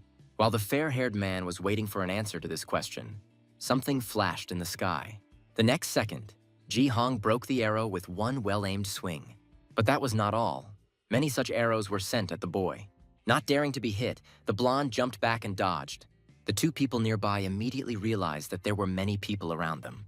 These people turned out to be members of the Zero Squad, acting under the orders of the king. Touching the ground, the man with the ring in his lip used the skill. Standing up, he asked the boy if he really thought that he would obediently reveal all the secrets of the kingdom. And since the blonde one found out some information, he will have to be killed.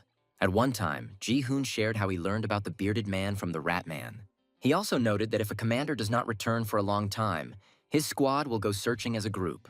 And looking at the crowd of knights, the main character said that he was expecting them too. In addition, if the knight with the ring in his lip is a commander, then he is definitely weaker. Listening to all these words, the surprised warrior could not understand why the boy was so confident in his abilities. In response, the main character stated that the commander and his squad would become experience points. Hearing the words of the fair-haired warrior, it became even more confusing. Afterwards, the main character pointed at the opponents and told Rieseldrake to begin. Seeing the tiny monster, the bearded man laughed, wondering what it could even do. And then the commander of Squad Zero ordered his men to capture everyone. Rieseldrake himself began to focus his power into the dragon's breath ability. The knight with the silver ring tensed up at the sight of the suddenly appearing red glow. But the next moment, a beam of colossal energy struck the people. The already disappearing bearded man could not believe such an incredibly powerful attack. The rabbit and the elf were amazed at such a powerful blow to the enemy. In a few moments, there was no trace of the little people left. Following such a powerful attack, a fatigue effect was inflicted on Rieseldrake. The main character, having received the desired result, praised the dragon for his work. The blonde man's thoughts were occupied with one thing. All areas of the group had increased their levels. But this seemed too small to the boy compared to how many knights they had destroyed. And yet, beyond the experience, Ji-hoon saw a whole path of power-up stones in front of him. Seeing such a quantity, he was struck by one purple stone. Having picked up a few, the boy learned something new for himself. The stones don't break even from the dragon's breath. Without hesitation, the protagonist ordered his comrades to collect all the loot. The fair-haired man himself, having called up the system window, decided to look at the levels of the group members. From them, he learned that promotion depends on the rank of the character who made at least a small contribution to the victory.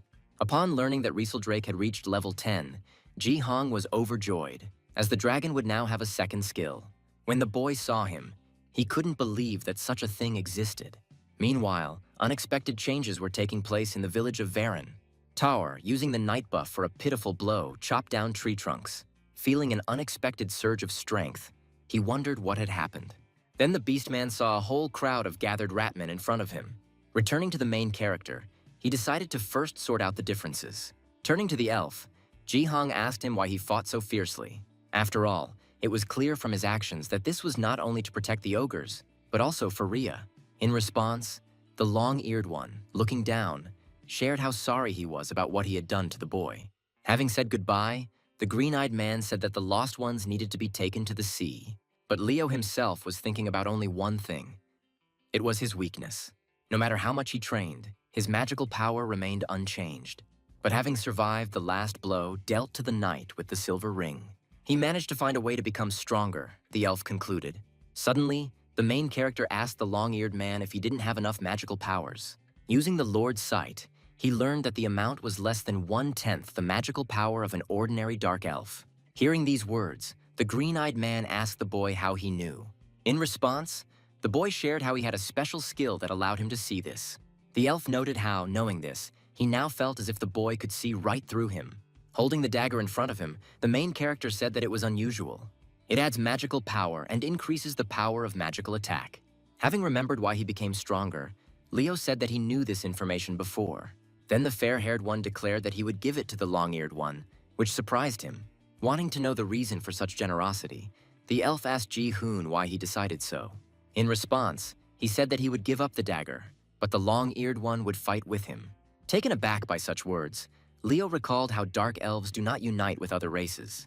Then the main character reminded how the elf wants to become even stronger. Although he has little magical power, he has much more physical power than others. After which, the green-eyed man noted how the boy spoke as if he really saw right through him. The boy was right, because dark elves who do not have magical powers are treated like trash, which is why he went on a journey. Having learned about this, the main character declared that it was now decided, but Leo did not understand what he was talking about. And then Ji-hoon added that he would do so to compensate for the elf's lack of magical powers. After all, he can continuously increase the magical power of weapons with the help of enhancement stones. And then Leo was suddenly illuminated by a red glow that appeared, which surprised him. But unfortunately, this attempt turned out to be a failure, to Ji-hoon's surprise. Not wanting to stop, the protagonist tried to level up his weapon again. This time, the attempt was successful, and Leo noticed a magical increase. By demonstrating the increase in magical power in real life, the boy confirmed his words.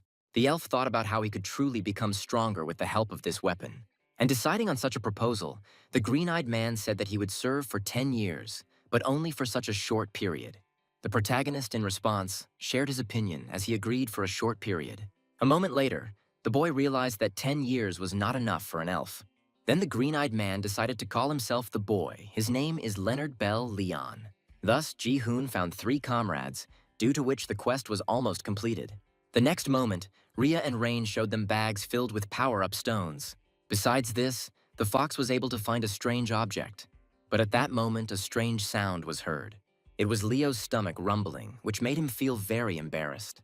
Then the main character's group, together with their new allies, decided to eat.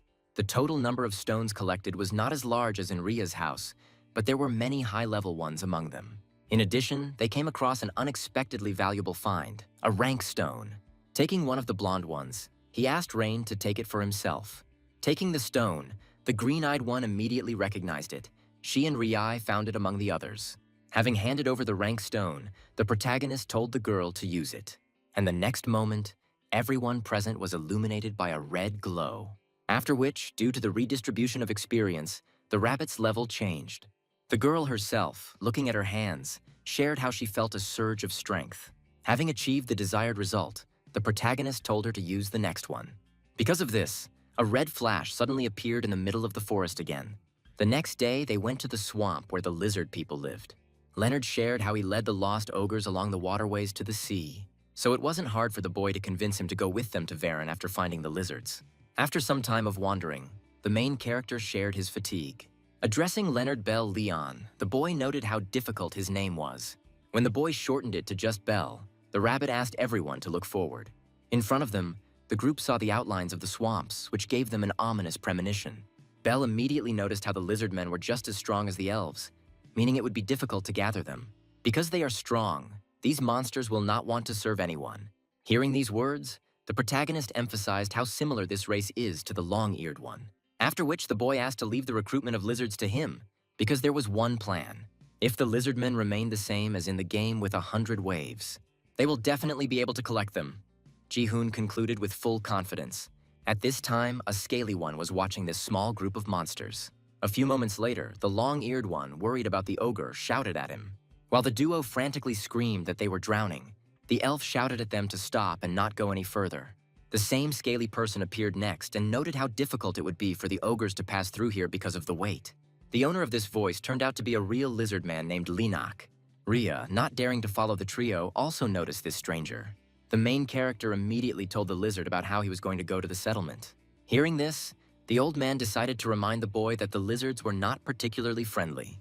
To which Ji-hoon responded by saying that nothing ventured, nothing gained. Noticing the confidence in the blonde Linak's gaze, he assumed that he had some kind of trump card. When the lizard questioned him, the boy explained how he needed to borrow power to attack the kingdom.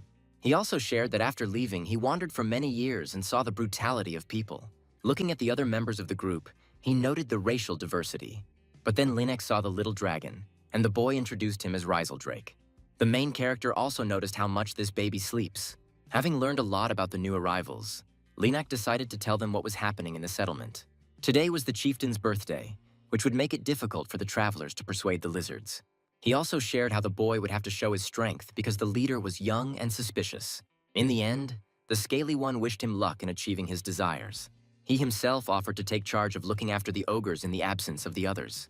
While the main character was already thanking the old man, Leo was not particularly happy about this. But in the end, Ji-hoon managed to persuade the long-eared one to trust the lizard. Thus, the five set off through the swamp straight to the lizardmen's settlement. What surprised Ji-hoon most was that this old man had a strange affection for him. When the old man called the two, the ogres shared how they were not allowed to follow strangers. Then the lizard decided to resort to cunning. He decided to offer them food. And of course, these two, without thinking, agreed to follow the good grandfather. Heading towards his house, he thought that today in Mudrak it would be noisy. Returning to the group, I was already tired of making my way through the thick fog and swamp. Nevertheless, after some time, the five managed to find themselves at the entrance to the village of Mudrak. Not seeing the residents, Rhea assumed that it was because the leader had a birthday. Deciding not to wait for the reception, the protagonist and his group headed towards the center of the message. Hearing his comrades suggest they wait, Leo told them to follow the boy because he had a plan. Dissatisfied, Rhea shared how she always does what Ji-hoon tells her to do. Seeing the girl's face, the long-eared one assumed that she liked the boy, but the fox began to deny it. Suddenly, the blonde man gestured to stop. He heard something, just like everyone else. Listening closely, he immediately understood where the dull knocking sound was coming from. While the main character was pointing the direction, a silhouette appeared behind him, at the sight of which the worried comrades shouted at Ji-hoon, worrying about him. Reacting in time, the boy jumped back, and in the place where he had been, a powerful blow from a spear occurred. Seeing the lizard man soldier in front of him, the protagonist was, to put it mildly, surprised by such an unexpected occurrence. Not wanting to let their comrade be harmed, Rhea and Belle attacked the lizard. While the green-eyed man was blocking the enemy's attacks, the girl attacked from behind. Looking at this picture, the fair-haired man told the allies to stop.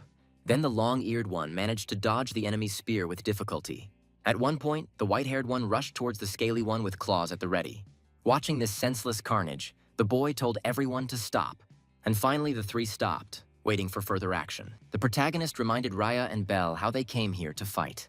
Turning to the lizard, Ji-hong stated that he wanted to talk to the leader. After some time, the chained group headed towards the ruler of these lands. The protagonist, without wasting any time, decided to activate the Lord's gaze, from which he learned how even the lowest soldier had a level much higher than theirs. Hearing talk about the noise, the lizard man ordered the uninvited guests to be silent. When the two saw the place where all the lizardmen were, they were very surprised. And all because in front of the main character's group there was a real arena. Looking ahead, Leo noticed someone fighting a lizard man. It was a 3-star knight who, wanting to survive, rushed at the monster. But at that very moment, with one miserable swing of the enemy's weapon, he lost his head. And seeing this whole picture, the main character was greatly amazed and asked himself one question. What is a royal knight doing here, and one of such a high level at that? Having defeated the enemy, The lizard bowed his head and congratulated Lord Lirak on his birthday. At the time, the leader noted the magnificence of the bloody battle worthy of a warrior of the lizard people. Then one of the subordinates ordered to prepare the next enemy. Approaching the cage, the lizard told the people to take a step if anyone wanted to fight him. While everyone present, unable to understand the monster's speech, tried to drive it away, the girl among them trembled. Suddenly, the lizard soldier reported how he managed to catch the intruders who had entered their territory. And then the leader told his warrior to wait a little before the battle. The scaly one standing nearby noted how they, being in the bolts, did not need guests. With these words, he asked those who had arrived why they had come. The main character himself, assessing the lizards, was surprised at the power these monsters possess. But the real shock is who sits right in front of him on the throne. It was the leader of the lizard people, Lirak, who had an ES rank and was at level 36. Still not having received an answer, the leader himself asked the uninvited guests why they were there. And at that very moment, Ji-hoon shared how he needed the strength of the lizards.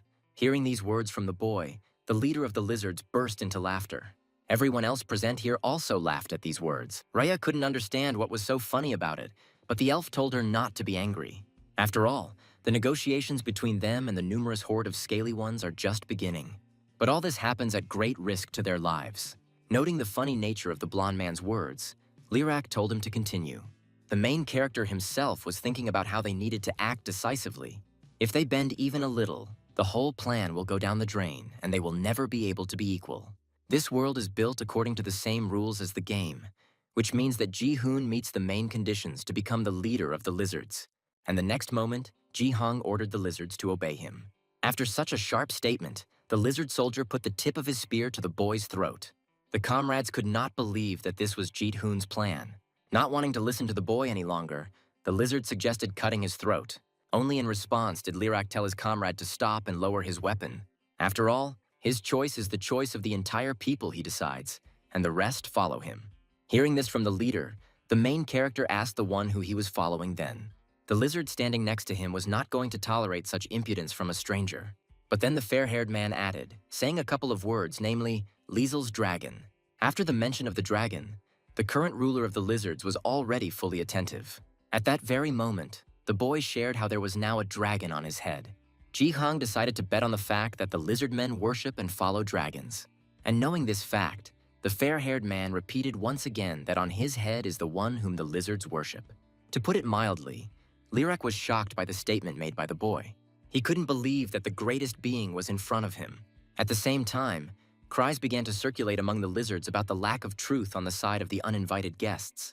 Seeing Leo's surprised face, the girl couldn't believe that having seen the dragon's attack, he still didn't understand this.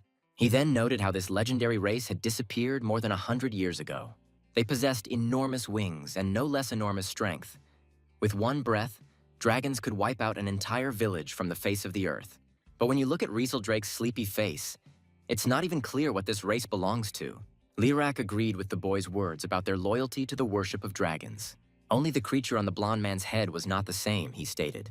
The other lizards asked the stranger how he dared to pass off this monster as a dragon. And at the same time, the inhabitants of these lands were eager to kill these liars. The comrades turned to the headman and asked him what they should do now. The boy himself was surprised that the leader of the lizards could not recognize the dragon. But then Ji-hoon had the thought that he was simply pretending not to know. Then the lizard man soldier pressed his weapon, causing the boy to bleed. Suddenly Lirak ordered to stop, because he had come up with something funny. Having counted 4 strangers, he decided to force them to fight with the 4 remaining people. And after a few seconds, the leader ordered the remaining people to leave the cage. A few moments later, 4 people doomed to execution appeared. Lirak shared how the 4 had recently broken into Mudrak and tried to steal their treasure. In addition, these pathetic people dared to brutally kill a young warrior. With these words, the leader of the lizardmen ordered the 2 sides to fight, and those who manage to achieve victory will thereby be able to save lives.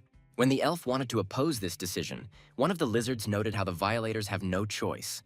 The main character himself, addressing the leader, declared that his ignorance did not matter, because with his own strength he will prove the truth of his words. What Ji-hoon wanted most was to demonstrate the dragon's true strength. Then the lizards threw weapons to the people to make the battle more interesting. The knights themselves were only glad to get the opportunity to survive by defeating the enemy. The blue-haired girl standing behind could no longer look at how everyone was suffering.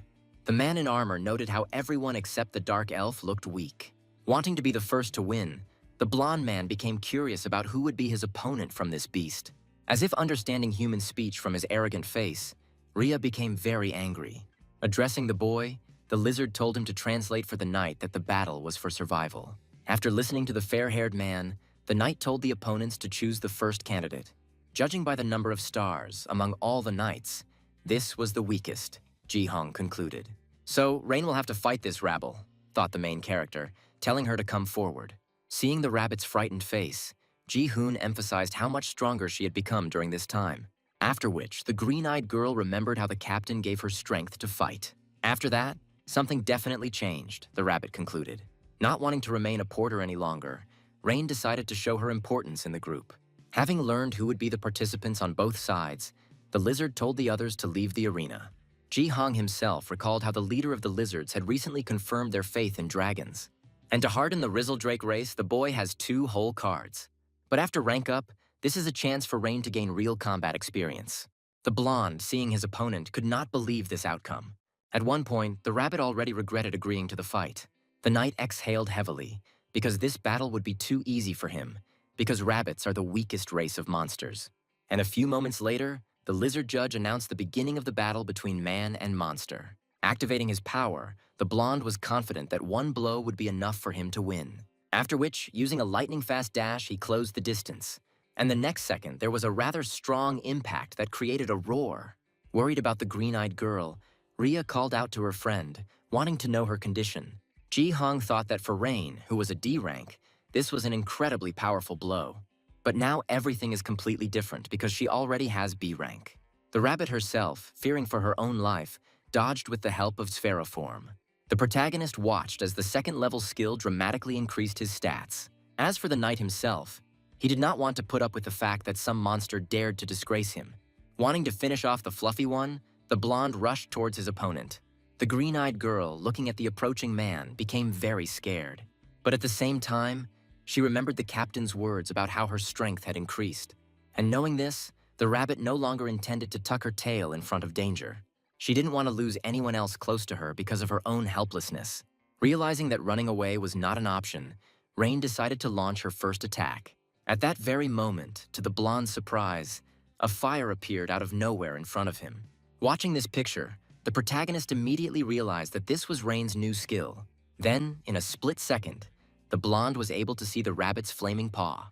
And a moment later, the arrogant knight was sent flying with one blow. The rest of the girl's comrades were amazed at such an unexpected revelation of powers. Ji-hoon only thought that if things went wrong, he would intervene by demonstrating the power of the dragon. But he couldn't even imagine that the green-eyed one could actually win.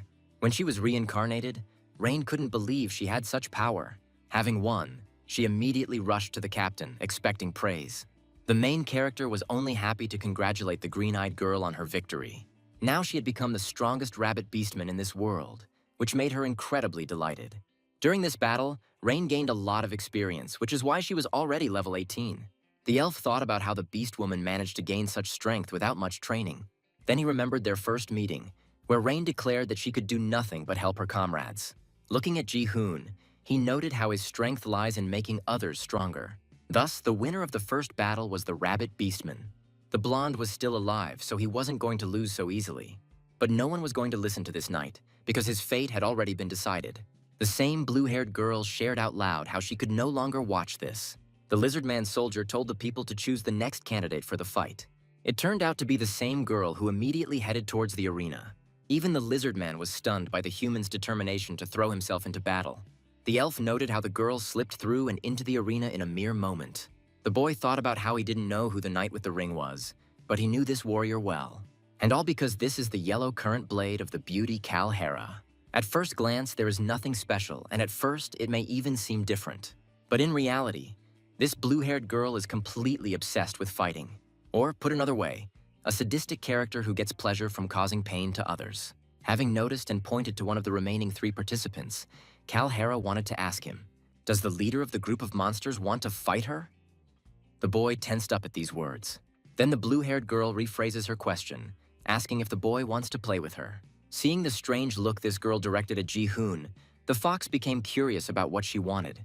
The lizard men also asked the boy what the blue-haired girl had said. Having told the girls about their intentions to fight him, they told him to come down. Hera, a high-ranking knight with an A rank, was also equipped with special equipment. Even among A ranks, she is on a completely different level. No matter how strong she is, at this level she still won't be able to resist Dragon's breath. All that the main character will need to do is deprive the girl of her dash. Thinking about all these factors, Ji-hoon decided to participate with Rizal. Having learned that these two only fight together, the blue-haired one was even glad. Turning to Bell, the protagonist told him that he would lend him his weapon for the fight. When the elf noted the enemy's strength, the boy shared what he knew. Sitting on his throne, the leader of the lizardmen named Lirak was lost in thought. He remembered how long ago, as a child, his mother told him about dragons. And when he grows up, he will be able to use their power, which the lizard was very happy about. Now he watched the main character and the red creature, not understanding whether the boy's words were true.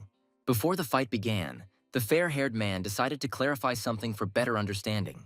Tom was curious what would happen if some lizard nearby was hurt during the fight. The leader, hearing these words, noted that there was nothing to worry about, because this arena was huge for a human battle. At this time, the blue-haired girl was trying to decide how to kill her opponent. Looking at the main character, many options for a painful death appeared in her head. And a few seconds later, Hera shared with the boy that she had made a choice. Watching the red-eyed woman, Leo noticed how strangely she held the blade, after which, lightning energy began to focus in the blue-haired girl's hand. At the sight of the creation of the thunderstream, the long-eared one immediately understood what the man intended to do. The next second, lightning flew past the elf and headed towards the lizard. Looking at the affected area, he realized that if one does not know about such magic, death is inevitable. Only luckily, the lizardman's weapon got stuck in the shield, thus preventing him from dying. Looking at the main character, Leo, I became curious how he dodged. Ria shared with her friend how he didn't even move from his spot. But at the same time, a drop of blood from a cut appeared on the blonde man's cheek. The girl, looking at the boy, shared her surprise and asked one question. Did the boy know that she would miss? Which is why he didn't even dodge. Watching the battle, one of the knights thought about how the blue-haired girl was the captain's second in command. Kalharu is called the beauty of the yellow stream, but among the knights she is called the observer-capturer, continuously inflicting pain on the enemy, with a brutal attack style that slowly leads to death. She never granted her enemy a quick death, but no enemy knew this fact, because there was no one to tell. Looking at the boy, the blue-haired girl shared how she came up with a wonderful idea. First, she decided to get rid of the annoying fly behind the blonde man. Hearing this, the main character became very afraid for his friend's life. Seeing the boy's face, Hera immediately realized that this was the right decision. And the next moment, Ji-hoon rushed to help Rieseldrake, covering him. The boy's comrades understood how unprofitable this was for the captain. The main character himself told the little dragon to stay behind his back and not get out. Then the battle began, where Ji-hoon just dodged. However, the protagonist did not want to simply avoid the blows, so he launched a frontal attack. The blue-haired girl was only glad about this, because now she would be able to enjoy the face of her defeated opponent. Having thrust Hera into the ground, he activated his skill called Yellow Spear. Looking at the glow that formed under his feet, the blonde man was amazed. And then the newly formed electrical ring began to sparkle. Feeling a huge amount of lightning energy on himself, the main character began to scream. The fox outside the arena became very worried about Ji-hoon. Only the fair-haired one himself decided to withstand the onslaught of attack, clenching his jaw in pain. Hera, seeing the face of the main character, called him beautiful. The knight in armor understood that the girl would enjoy this until the enemy lost consciousness. But after that, she will stop, and then her opponent will feel even more pain. The blue-haired girl, watching the boy being tortured, wanted to hear what he was feeling. The same knight was amazed at how Hera's opponent had already managed to hold out for 10 seconds. At this time, Ji-hong was thinking about how the opponent's current level was no more than 29. This means that her maximum magical power is no more than 1,500. The recent dash into the arena takes away 400 points of magical power. The electric cloud directed past the boy consumes 100 points, and the electric ring formed across the entire area of the arena takes away 50 points per second. Having endured for 11 seconds, the main character counted 350 remaining points. With such a small amount, Hera won't be able to use Fluid Dash. Seeing the smirk on her opponent's face, the blue-haired girl shared how much she didn't like it. The protagonist answered the knight. She must receive a blow to no pain. And after a second of investigation, Rizzledrake appeared and began activating his skill. Looking at the increasing energy in the dragon's mouth, Calhera was amazed. But the next moment, the blue-haired girl saw only an approaching beam. Once under it, the girl felt pain, which she no longer really liked. The Lizardmen leader jumped up from his throne from such surprise. Looking at the red glow, he again remembered the words of his mother who told him about dragons. After a few seconds, the glow dissipated, and a huge ditch appeared behind it. The main character himself fell powerless to the ground, looking forward. The comrades immediately rushed to Ji-hoon, while Lirak tried to comprehend what was happening. He still realized that he saw in front of him the real dragon's breath. A rare skill achieved by the finest warriors, it is a mere fraction of the original's power. Having shown such a spectacle, Ji-hong assumed that now the leader should believe. The boy then added, noting how the Lizardmen revered dragons, and remembering Rizzledrake's recently acquired skill, he decided to remove all doubts. With these thoughts, the protagonist turned to the dragon, telling him to activate the skill. Thus, the ability called Adult Transition was activated. This red beam was visible even outside the settlement in the swamps. Seeing the colored sky, the old man said out loud, "The legend was awakened." Looking up at the sky, the lizardmen gathered around the arena could not believe their eyes. People, watching such a spectacle, also could not contain their surprise. The rabbit and the fox, seeing such a surprise, were of the same opinion. As for the leader of the lizard tribe, he was taken aback, showing it with his whole appearance. And all because the real dragon Rizzledrake appeared before him. Upon seeing which, the main character was also amazed, because it was the boss of the 99th wave. The scaly one raised his head and shared with everyone how he finally saw it. A legend they passed down through their scales and blood for many years. The next second, the same lizard, bending one knee, called himself the leader of the lizard people. After which, turning to the main character, he swore from that moment on to serve as their new master, concluded Lirak, showing with all his appearance the seriousness of these words. The nearby lizardmen followed the same example as their leader. Leo, looking at everyone around him, was amazed that Ji-hong had actually united with the lizards. The main character himself, without hiding his smile, was happy that he was able to achieve what he wanted. Now he became equal to the arrogant king of a miserable kingdom. But the boy was brought out of these thoughts by a sharp flap of wings that raised dust. When the dragon soared, the rabbit underneath him took off. The elf was, to put it mildly, surprised by the dragon's power, because even with the flapping of its wings, it was difficult to stand. Then everyone who was there saw the creature that had emerged from the legends. Only now, that same legendary race was now right in front of them. This time, the main character became the one who created a powerful creature in this world. Suddenly, Ji-hoon remembered the strange black pixels on the dragon's head in the game. That spot was someone's silhouette, the boy concluded, looking at the transformed Rizzledrake. Looking at his little dragon, the main character became very worried about him. Without thinking about letting Rizzle fall to the ground, the boy managed to catch him in his arms. While the little dragon was happy to be in Ji-hoon's hands, he began to praise him. Still, the main character felt that this time was not enough, which meant there was something to strive for. At the same time, a system window appeared with the ability to add allies. Thus, the current main quest to create the monster faction has been successfully completed, after which the main character decided to take the reward for completing the task. It turned out to be a genuine A-rank enhancement stone that allows you to upgrade to ES rank. Then another system window appeared. From now on, the boy, having reached the 10th level, gains his existence through the totality of the accomplishments achieved. Upon seeing this text, the main character did not immediately understand what the notification was talking about. Then the next system window appeared, which the boy recognized. As it does not relate to the third type of being, it was the Lord of Bound Souls. Where the racial background should have been written, this title now appeared. Some time after accepting the new ruler, the lizards decided to continue the celebration.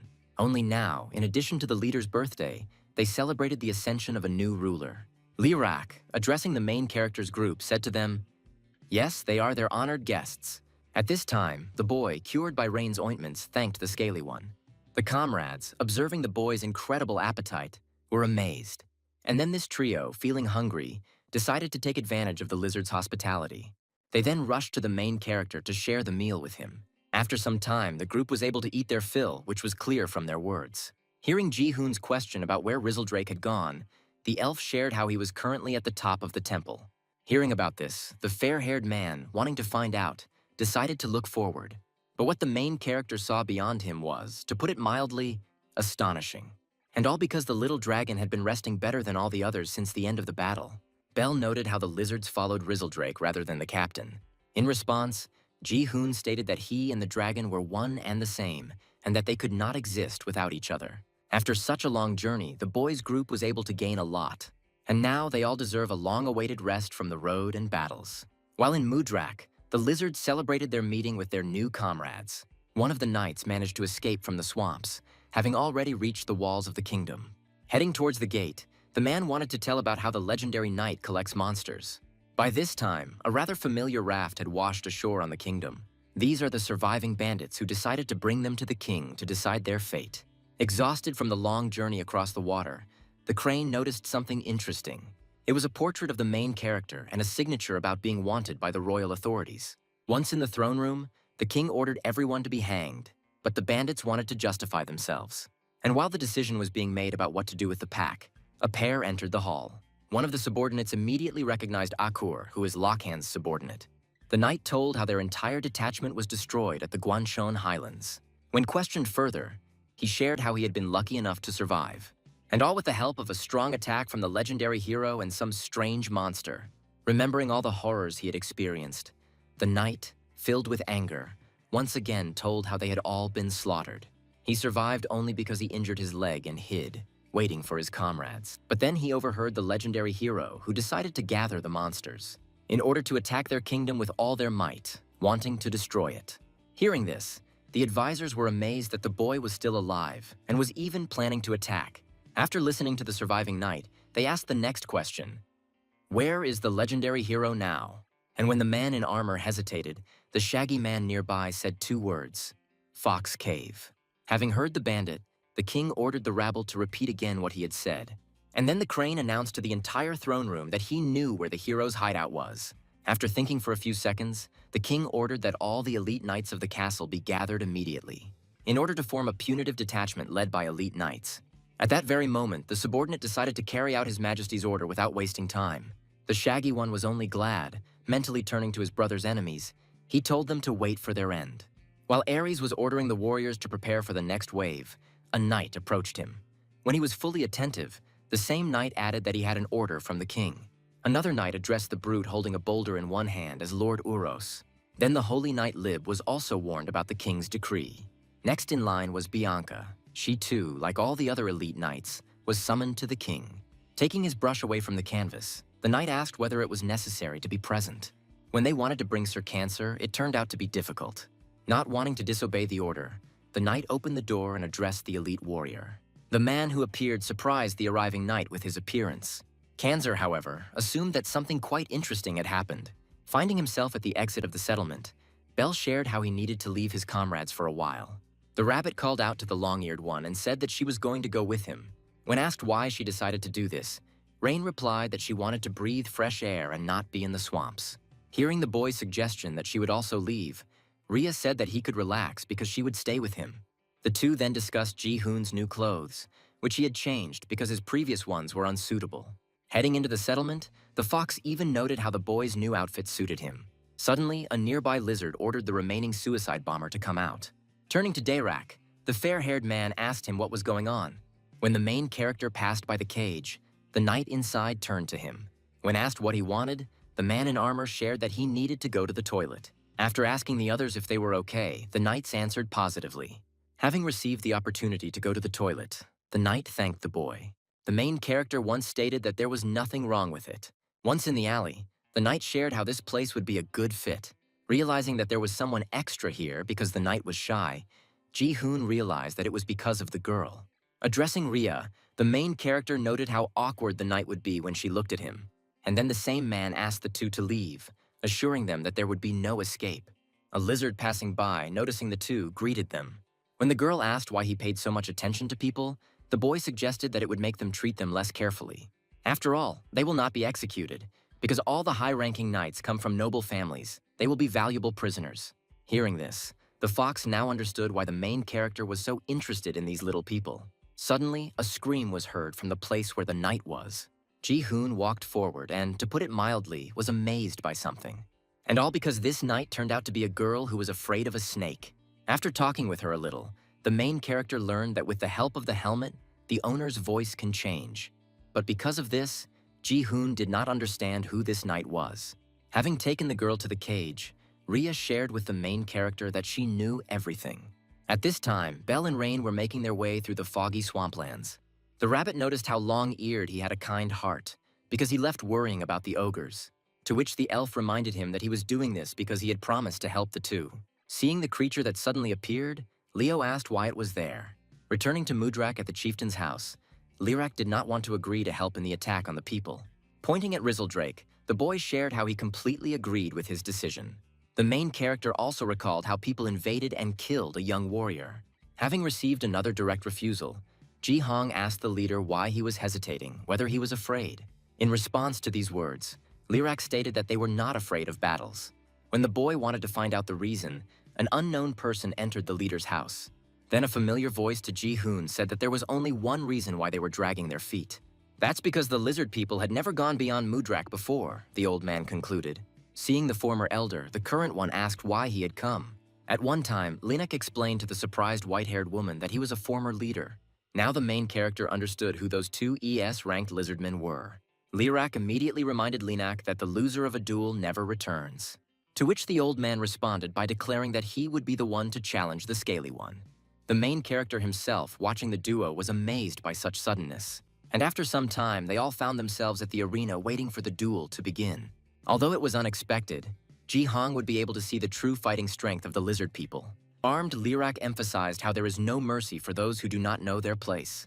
And then the red-scaled one, coloring his eyes green, activated the skill. It was gigantization, with the help of which a red monster rose up in the middle of the arena. The old man, in response to this, wanted to show the strength of someone who has adapted to the environment. The main character was fully attentive, expecting a spectacular fight. At the same time, his eyes fell on lizardmen in priestly attire. The lizard explained to the protagonist that if a barrier was not placed around the arena, the village could suffer. Then the fair-haired man remembered how he himself told the leader about how he could use the dragon's breath. Now Ji-hoon understood why all the security gained by the barrier was there. With this thought, the protagonist summoned a system window in front of him. After the duel with Kalhara, the boy gained 2 more squad members. But Lyrak hasn't joined the squad yet, which means he's not on their side yet. Thus, through the battle with Lyrak, they can gain experience from an ES rank monster. When the barrier was completely created, another giant appeared inside it. Looking at the barrier, the duo were amazed that it could even hold back the haze. But what struck them more was a completely different level of transformation. Thus, the 2 scaly giants met in a duel with each other. Not daring to wait for the enemy's attack, Lyrak rushed towards his opponent. At one time, Linak, with a sharp jerk, managed to avoid the attack of the current elder. The redhead then decided to attack his opponent while he was trying to retreat. But watching his opponent's attack, Lyrak decided to resort to using his tail, with the help of which the enemy was sent into the barrier with one blow. Then, without waiting, Lyrak opened his mouth and pounced on the former elder. Looking at each other, the 2 simultaneously activated the strength increase skill, because of which the resulting limb headed towards the enemy, wanting to finish him off. The next second, Linek found himself pressed into the ground, breaking it beneath him. The protagonist, watching this spectacle, realized that he was no match for the lizard. Although Linak's level is higher, the distribution of characteristics differs even among ESS ranked ones. But still, the red-haired one had a characteristic that surpassed the red lizard. It was the magical power that he decided to resort to, forming lightning. A moment later, a lightning strike occurred in the middle of the arena, shaking the ground beneath their feet. Once again, the 2 found themselves at a distance from each other, as at the beginning of the fight. Addressing Lyrak, the lizardman emphasized his growth in physical strength. The red-scaled one himself decided to remain silent, listening to such praise. Linak continued. He told how, having found himself outside the swamps, he got used to the dampness and darkness. The sunlight from the open world outside had burned the moisture from his skin, and the hot blood of the monsters drove me crazy. It dulled my vision and senses. Listening to this, the protagonist realized that the lizardmen would weaken outside their territories. But eventually, Linak managed to adapt to the environment. In response, Lyrak noted how not everyone would be able to adapt to the outside world like a redhead. And he, the leader responsible for the safety and prosperity of the lizard people, cannot make a reckless choice. However, the fact that they inherited the dragon's power may not only be for protection. Hearing these words from the red-scaled Lyrak, he thought about these words. At that very moment, He again remembered his mother's words about how the dragons shared their powers with them. Does this mean that they also have to save someone? He asked himself. Once again reminding him that only the leader could decide this issue, Lyrak suggested that his opponent prove his choice by force. When both sides agreed to these conditions, they resorted to Dragon's Breath. Even Riseldrake woke up at the sight of the familiar red glow. The next moment, the two sides fired powerful beams at each other, watching which the duo behind the barrier were amazed. Then, in the middle of the arena, there was an explosion accompanied by a roar. The fox, looking at the two, noted how none of them were going to give up. The other lizards were amazed to see the confrontation between the two strongest creatures of their race. The next moment, an explosion occurred inside the barrier, heading toward the sky.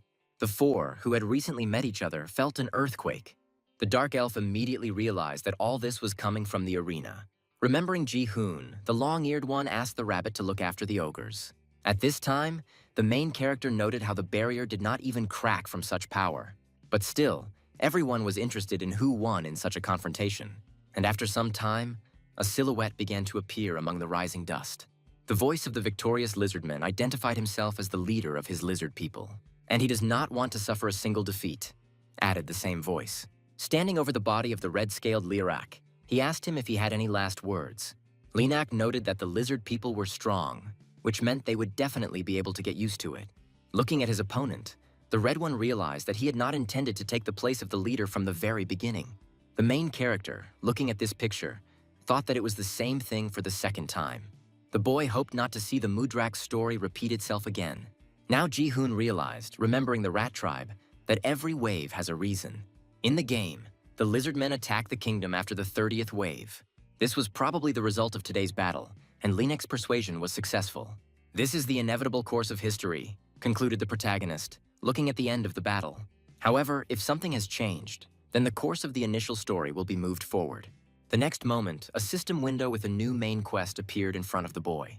But this turned out to be a mission requiring emergency intervention. The boy needed to stop the expeditionary force. More than 500 knights, led by ES rank knights, were heading to Varan. At the same time, a worried dark elf appeared in the middle of the arena. Finding himself at the main characters, Bell asked him what had happened. In response, the protagonist shared with his comrades how Varan would soon be attacked. By this time, the gates to the kingdoms opened and an army appeared from them. The elite knight on the wall was very unhappy about something. Returning for a while, 6 special knights gathered before the king. The first to introduce himself was the captain of the first detachment of the Hamal Knights, named Oven. The second was the captain of the second detachment of the Aldebaran Knights, named Uros. The third was Bianca. The fourth girl called herself Cancer. The blonde called herself Lib, and the bespectacled girl standing nearby introduced herself to the captain of the 11th squad as Akur. Turning to Uros, the rabbit decided to appoint him as the commander of the conquest squad. In response, the big guy bowed his head and said to give him the main forces. The goal of the subjugation squad was to destroy the assembled monsters. Returning to the present, Ares could not believe that he would be left on the walls of the kingdom. But in addition to him, it was decided to leave 2 more elite warriors for protection. Noticing Cancer, the spearman asked why she remained here, since it was she who had lost contact with her people in the north. In response, the girl said that she didn't really care, which surprised Ares. Then the warrior suggested that Ares was worried about her, to which he shared how he was worried about her people. This answer made the smile disappear from Cancer's face just as quickly as it had appeared. Noting the boredom on the walls, the girl decided to go down, which pleased Ares. The man who ran up shared with Lady Cancer that her schedule had gone unsaved. This same boy reminded the girl about how she would have to perform today. When Ares asked why she was so eager to fight, the bespectacled woman said that it was for personal pleasure. Ares' reason was to help the Majesty realize his dream of destroying monsters. Remembering Archeon, the spearman asked if he was the same kind of fanatic from the outside. At this time, in the middle of the alley, children were playing, pretending to be a knight and a monster.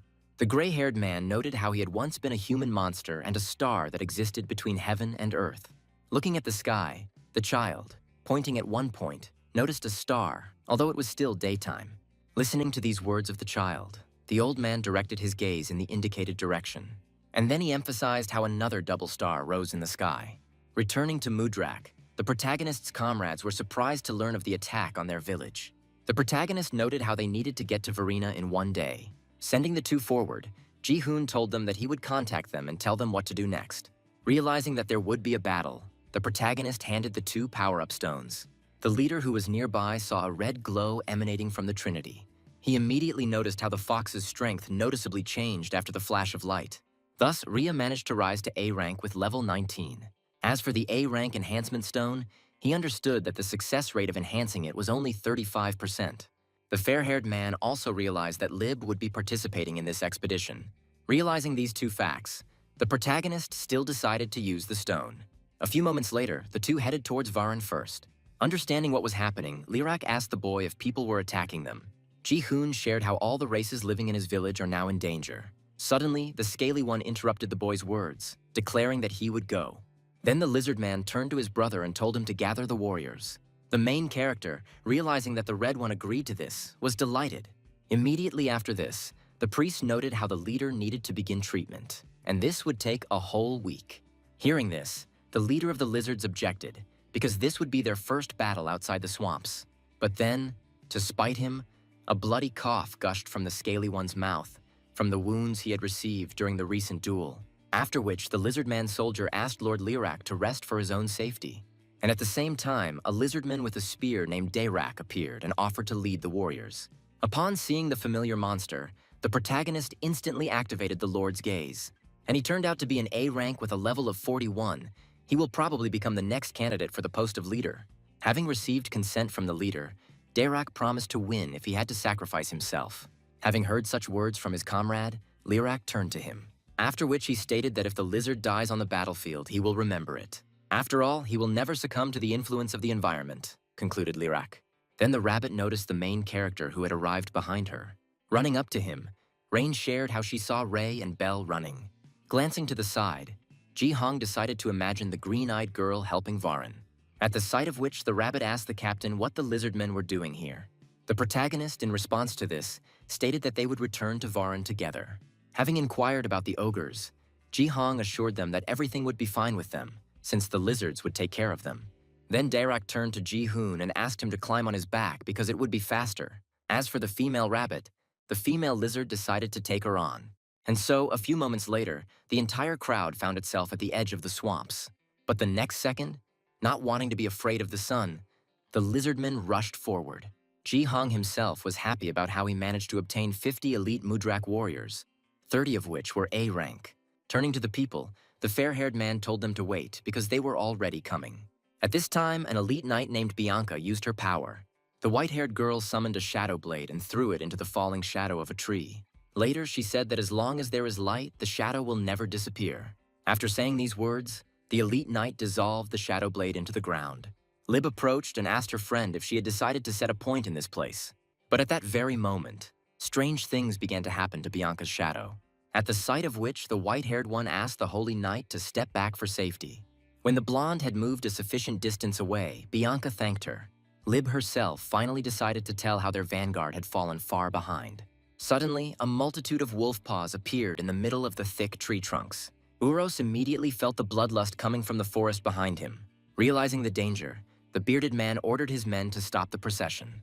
When Bianca asked what had happened, Lib shared how there was someone else here besides them. Uros said that these creatures were hiding, as if waiting for darkness. But then, on the edge of the hill, a source of bloodthirstiness appeared. It turned out to be a direwolf, with sharp fangs and quite a large size. The next second, the loud howl of this creature echoed throughout the forest, after which a whole pack of wolves appeared, and people at the time became wary. One of the warriors, addressing the commander, noted how about 1,000 monsters had gathered here. Ordering his men to pull themselves together, he said that the 1st through 3rd detachments should stand on the flanks. Thus, people using shields created a wall in front of the monsters. Bianca wondered if they really should start a fight with the wolves. It would be better to meet them within the walls of the kingdom. Hearing this, Lib emphasized how monsters also think the same way as they do.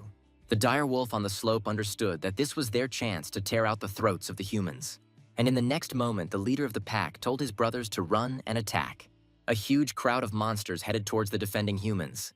Looking at the approaching enemies, Uros ordered to prepare for a clash. And after a couple of seconds, the wolves began to crash into the shields en masse, wanting to knock them down. Feeling the pressure on himself, the elite knight told his men to hold their position. At one time, the leader of the pack ordered his brothers to jump over the defense. This was the moment Uros was waiting for. He immediately decided to use the spearman. After which, many sharp ends were directed upwards in order to kill the enemy. Within a few measly seconds, a huge number of wolves were killed. At this time, on the walls of the kingdom, Ares felt very bored. Noticing how the sun was setting, he wondered if the knights would be able to return today. By the time she returned to the expeditionary army, she had long since finished with the wolves. Lib, hearing the words from the leader's mouth, shared how she did not understand their speech. Bianca, standing among the corpses, smelled the unbearable stench of blood. Walking over the corpses, she added that after wars only filth and dirt remain. As a result of this battle, 82 people were wounded and 1 was killed. Then the elite knight, turning to the criminal standing behind him, told him to continue leading them. Shaggy, having seen the true strength of the royal knights, was very happy. After all, with their help, the crane intended to take revenge on the legendary hero. At one point, the main character turned to Rhea, asking where they were already. Hearing Ji-hoon's voice suddenly appear in their heads, the two were shocked. The boy himself was glad that after his existence was recognized, he acquired so many functions. Then the blonde-haired man activated a large-scale message with all allies. While everyone was trying to figure out how it worked, the boy decided to tell their strategy. In Varen himself, the recently arrived monsters helped with the restoration of the village. Suddenly, a couple appeared among the trees wanting to share something. The newly assembled army was already at the mountains, behind which the monster settlement was located. Uraz immediately ordered the warriors to assemble the vanguard and distribute the troops widely. The bearded man also reminded his subordinates that their mission was complete destruction. Having moved to the main character while on the lizard's back, he understood that it would take them half a day to get there. Thinking back to his comrades, Ji-hoon hoped that they would be able to cope before he arrived. After the duo's appearance, Tor learned of the situation they were in. While the entire strategy was finally being conveyed to the Beastman, a rabbit appeared among the trees. Having heard about the Taurus people, he realized that everything the fox said was the pure truth. Finding himself at the passage, the long-haired man noted how it seemed to have increased in size. But after not deciding to pay attention to this, Jaravel added that there would be traps further on. After listening to the bandit, the elite knight reached into his pocket and pulled out a strange map. Looking at it, the bearded man noted how he would have to use this particular one. Turning to Lib, he decided to give the girl 50 knights and send them to the vanguard. Hearing the talk about the small number, Uro shared how they first needed to assess the enemy's reaction. After all, it's possible that His Majesty overestimated the monsters, but if that's the case, then they can handle them with just 1 squad. Bianca touched the blonde's armor and asked her to be careful. Then, dark energy began to emanate from the white-haired girl's hand, which was eventually absorbed into the steel. Remembering the criminal, the blonde told him to hurry because he would show the way. And a few moments later, the people found themselves in a cave, accompanied by the long-haired man. He immediately noticed how part of the land in his campaign with the bandits was a different color. After these words, the ground beneath the knight's feet disappeared, causing them to fly. Approaching the bottom, the blonde turned to a subordinate named Shamari. The girl, at one time, using her abilities, formed a mound of earth, with the help of which the entire detachment was safe without any injuries. The crane, remembering the trap from the past, was surprised at how easily the knights avoided danger. But right before his eyes, the ceiling of the cave began to collapse right on people's heads. This time, the girl also asked the commander to leave the problem to her. The next second, a small hand appeared in the middle of the passage, plugging the hole in the ceiling. The long-haired man was so shocked by this solution to the problem that he didn't know how to react. After some time, the squad found themselves at a fork in the road, only this time there were more passages. Using magic, the knights were able to determine which path to take. Having found a place from where a strong light was emanating, they immediately moved out. A few more moments later, Lib found herself on the territory of the village. Having seen which, the blonde ordered his people not to lose their vigilance. Noticing many holes in the ground in front of them, they assumed that there might be rabbits there. At the same time, the Holy Knight ordered his subordinate to check for the presence of monsters. The 3-star knight stuck his spear into one of the holes and decided to use his ability, called the Eruption of Flames, which caused many pillars of fire to appear. In the end, everyone was amazed that there was no monster in any of the holes. Having cut the rope on the criminal's hands, Lib told him to work for his bread. At the same time, it turned out that this was the first time the blonde and her ally had left the castle in such a long time.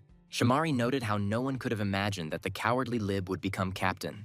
Then she reminded her friend how they entered the forbidden cave, and how the blonde's eyes were so swollen from crying that it seemed like they were about to burst. At this time, the knights searched all the houses in the village but did not notice anyone. A man in armor ran up and reported that all the buildings were empty. Lib was shocked by this turn of events because they surrounded the place. Deciding to check everything on her own, Shamari rushed forward, asking the captain to wait. The thought flashed through the blonde's head that the residents had abandoned their village. While the nightly squad tried to find at least someone in the village, the monsters created a new passage for themselves. Each of the creatures had its own role in digging the tunnel out. Rhea, watching everyone, was thinking about the first step in the strategy devised by Ji-hoon. They had to leave Varan because they wouldn't survive against the ES-ranked knights. And it was comparable to trying to stop a missile with a shield. Once all the inhabitants are outside the territories of Varan, the second stage begins. At the same moment, the passage behind Lib was blocked. The Holy Knight turned around and was amazed by such an unexpected situation. Thus, the people who entered the village drove themselves into prison. Suddenly, the knight's eyes caught sight of a silhouette of a stranger trying to escape. The people immediately realized that this was a dark elf, whom they did not intend to let go so easily. The running knight reported to the captain that they had managed to find a hole on the other side of the village. The blonde immediately realized that all this time had been wasted. On the other side, Leo was trying to escape from a crowd of frenzied knights. The Holy Knight continued to reflect on everything that had happened during this time. And thinking about the recent discovery of the elf, Lib realized that it was a trap. With this thought, the girl asked her subordinate which way the passage was. Having received the answer, the blonde immediately decided to resort to using the ability. It turned out to be a light-bearing sword dance, with the help of which Lib rushed forward. At this time, Belle, being in the middle of the cave, concluded that this distance should be enough. The royal warriors could not understand why the long-eared one stopped abruptly. At that moment, he remembered the main character's words that when people stand in one line, he will need to use the skill. When he was still in Mudrak, the fair-haired man handed him the Screaming Awl, with the help of which the elf will become much stronger, making him a good competitor. And the next moment, a dark strike swept through the middle of the cave. The knights, seeing him, only became inspired, intending to rush into the attack. But when they began to feel the full force of the elf's attack, they became afraid. Shamari understood how she and her comrades would not be able to hold back this influx. Suddenly, between the attack of darkness and the knights, a majestic glow appeared. The rushing yellow dot intended to dispel the dark elf's attack. The possessor of such power turned out to be the Holy Knight Lib, who intended to finish off the long-eared one. Thus, two opposite energies came into contact with each other. Looking at the blonde, Belle felt the unimaginable weight of wielding her blade. At one time, the Holy Knight, coming out under the gaze of the enemy, found herself behind him. But the green-eyed man, who reacted in time, did not want to lose so easily. At the same time, the elite knight reached for the second blade and intended to use it. Belle, watching this scene, was amazed by his opponent's skill. He immediately remembered the main character's words about what to do if you meet a blonde with twin blades. Ji-hoon then shared with the elf how he was the only one who could compete with her. Belle, fighting with the knight, realized that he was on a completely different level. At this time, Shamari saw two quickly moving silhouettes in front of her. She couldn't believe that a monster could compete with the commander. Having moved towards the green-eyed man, he managed to dodge the girl's attack using his reaction. At the same time, a smirk appeared on his face, because he learned what his opponent was capable of. With these thoughts, the dark elf concluded that he could deal with her. After which, a powerful darkness created by Belle appeared in front of the blonde. Seeing which, the blue-eyed one, not daring to give in, activated the Dance of Light Swords. At the same time, the rest of the knights heard a strange sound coming from the depths of the caves. The knight who appeared reported to the captain how he had found a shortcut. In addition, he shared how he noticed that the monsters were escaping through another passage. After listening to the warrior completely, Uros realized that the monsters had abandoned their village. Bianca explained how Lib was fine because she had attached a part of Ryan to her. While the battle was going on, a red eye appeared in the girl's shadow. That same Ryan noted that it was amazing that a monster could fight a man on equal terms. The dark elf himself was already very exhausted, which was clearly visible from his condition. Returning to Uros, he noted how no one could defeat Lib in a one-on-one fight. With these words, he decided to focus on fulfilling the king's order. The knight standing behind received a speed increase effect. Without understanding what was happening, people shared among themselves how they felt their bodies had become lighter. The bearded man told the warrior who had come running to show him the way he intended to attack the monsters. As she left the territory, Raya looked up at the sky and thought about how she had hoped the stars would rise after they left. Only then did an arrow suddenly appear and fly past her head. The fox was amazed as the tip pierced the slug's body. The liquid monster itself didn't care at all about the arrow. Then the white-haired girl, looking back, assumed that the knights had caught up with them. As her gaze turned forward, a look of fear flashed across Ria's face, and all because a huge crowd of people in armor walked right behind the monsters. After which, the lined-up squad of archers pulled the strings of their bows, and in just a moment, a huge number of arrows rushed towards the monsters. Without daring to hesitate, Tor shouted to the squad of slimes to react faster. Then the king of the slugs, undressing the orders, pointed out the direction to his fellows. And after a few seconds, a living wall appeared in front of the fleeing crowd of monsters. The slugs began to accept the arrows of the humans en masse, feeling only a feeling of discomfort. But after some time, the semi-liquid creatures no longer cared about anything. The armored men only now realized how their physical attacks weren't working. Without wasting a moment, the bull beastman told all his comrades to run. Uros, who was on the other side, declared that none of them would leave. The next moment, the bearded man slammed his hammer into the ground, causing a shaking, because of which a huge crack was formed, heading towards the enemy. It was an elite knight's special ability called Rift Impulse. The monsters, looking at the rising ground in front of them, could not hide their surprise. And so, unfortunately, the path of retreat was completely closed. Uros, taking advantage of the moment, ordered his subordinates to attack the monsters. Looking at the approaching knights, Ria wondered what they should do next. But she was immediately brought out of her thoughts by Tor, who told everyone to prepare for battle. The monsters, realizing that there was no way to escape, decided to fight. Most of them were very inspired, because they had a chance to take revenge on people. The fox, watching all this, was amazed by the zeal of her comrades. But then she thought about how Ji-hoon had planned to prepare for the future. But now she couldn't do anything. Luckily for everyone, the moon appeared among the clouds, accompanied by effects for the monsters. Having noticed this, Raya nevertheless decided to give battle to the people with her relatives. Thus, the monster faction, with Ria at its head, headed towards the enemy. Although they had numerical superiority, the humans were an order of magnitude higher in rank and level.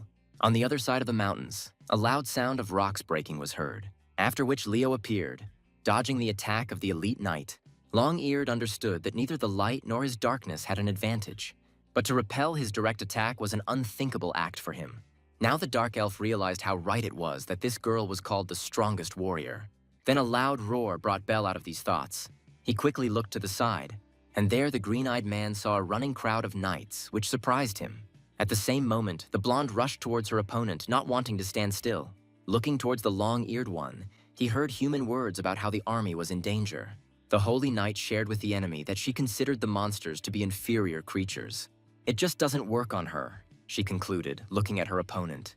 The long-eared one himself, trying to reflect the girl's blades, did not understand anything.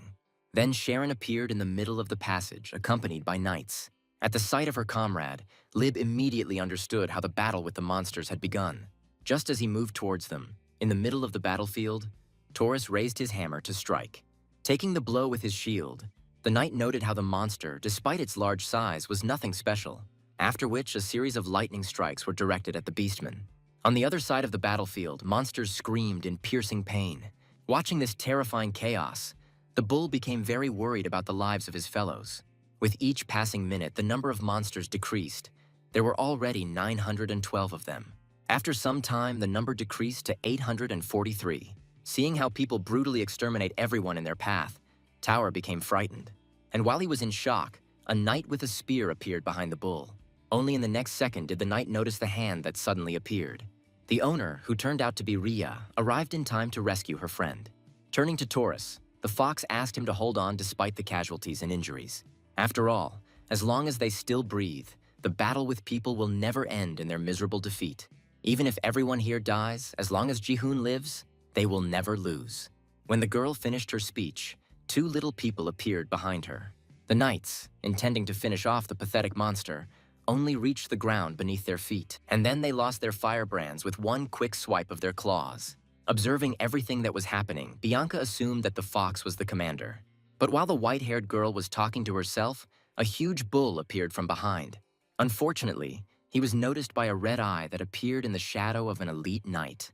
And a moment later, one large black stake pierced the beastman's body. By this time, an enemy with the call sign Babilo appeared in front of the fox. The deputy commander of the knightly order of Haltabaran became very angry. Noting how the monster killed his subordinates, Babilo intended to kill the fox. After which, the huge club rushed towards the enemy, but Rhea was faster. Suddenly, the deputy commander's weapon began to emit an enormous heat.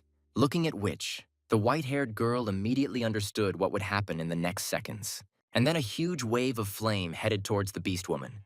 The fox herself was fine because she used her element. Looking at the energy emanating from the water, Babalo was very surprised by this. At one time, Rhea, without waiting for the enemy's reaction, attacked him from behind. Using her powers, the girl enveloped her claws in the water element. After which, an attack called Water Sting pierced the enemy's body. A couple of seconds later, the lifeless body of the deputy commander was on the ground. But this turned out to be only the beginning, because afterward a hammer appeared next to Rhea, under the force of which the white-haired girl was sent into the stone mountains at high speed. The pain she felt was so intense that she started spitting out blood. Horus shared how uneasy he felt about drawing the worst card. But to lose Babilo on top of that, he didn't want to endure that any longer. The fox, looking at the approaching bearded man, felt unbearable pain in his arm. It was broken. Uros, who had come up, decided to end today's bad luck on his side. And then the brute raised his hammer, intending to finish off the fox. But when the gun was already sent, the stone wall on the side cracked. Hearing a strange crackling sound, the bearded man quickly looked in that direction, after which a red beam appeared, erasing everything in its path. When the fox saw the familiar attack, an emotion of joy appeared on her face. The power of this blow was so colossal that everyone involved in the massacre paid attention to it. Ji-hoon himself was surprised at this time that the bearded man managed to survive a direct hit. Now the protagonist understood how it was not for nothing that this man was one of the elite knights of the kingdom. It was a character from the game with 100 waves with the call sign Taurus. The bearded man at one time assumed that the very same legendary knight appeared before him.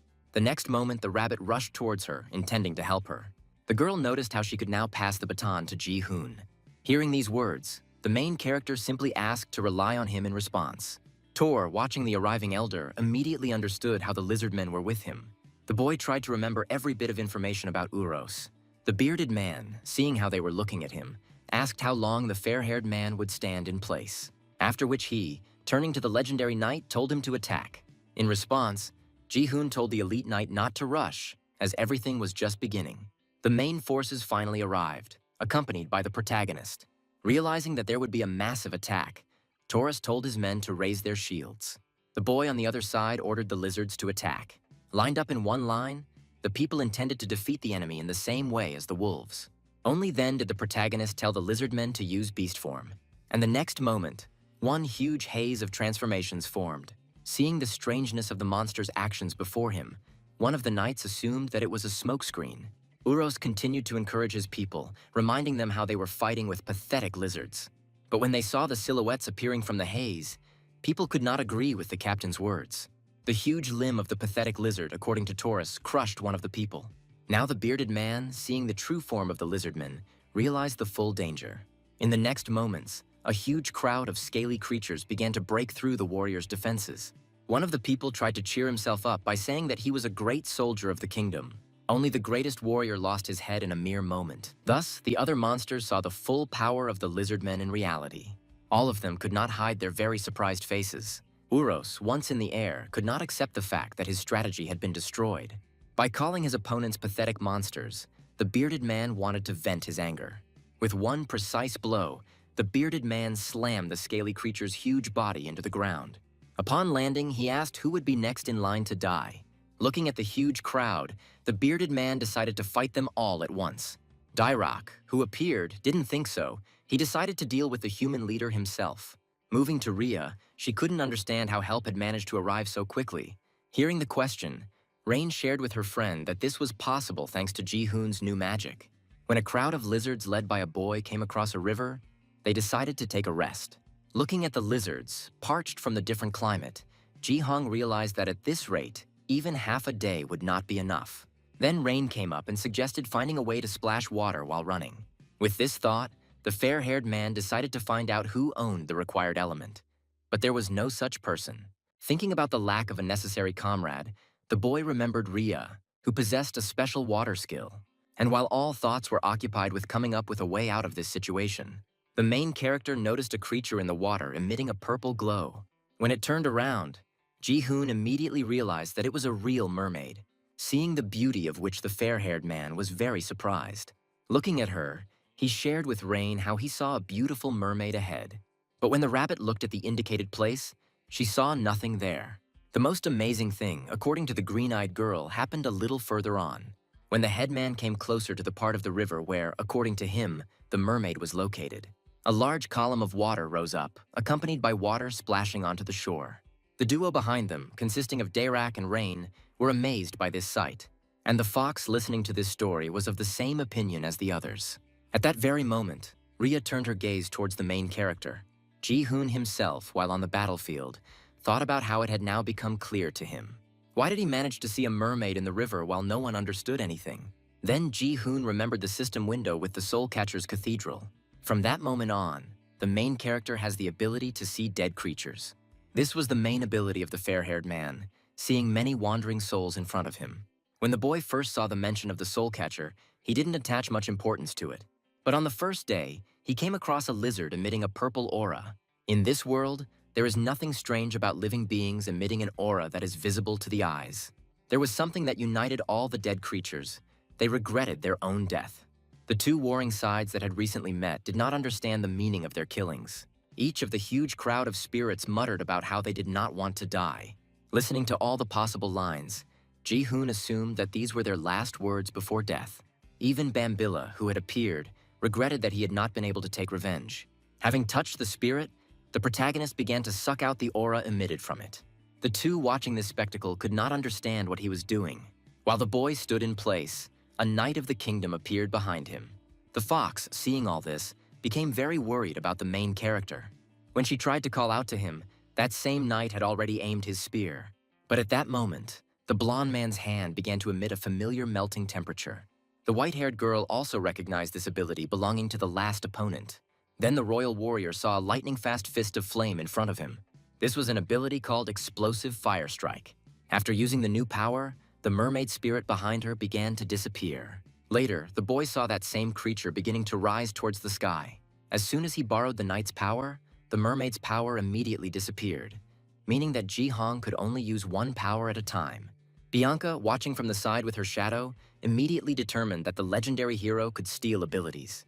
But this turn of events even made the white-haired girl laugh, causing her to grin. The elite knight immediately came to his senses, sensing a nauseating smell.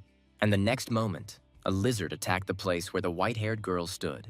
What Ji-hoon saw next, to put it mildly, amazed him. And all because the white-haired girl survived and still felt disgusting. After which, two horns appeared out of nowhere and pierced the scaly one's head. Behind her, Bianca's shadow was glad to taste the enemy's blood. The boy himself thought about how bad it would be to face such a problematic opponent. But deciding to leave him to the crowd of scaly ones, Ji-hong activated the monster vision skill. Allows you to see a map that displays enemies and allies. White dots are allies, and black dots are enemies. A mark appears above the squad member dots. Noticing a white-marked dot alone with a black dot, the boy realized that it was Dayrak.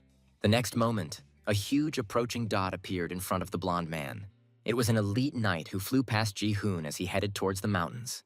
Upon contact with an obstacle on the way, a loud roar was heard, accompanied by the raising of dust.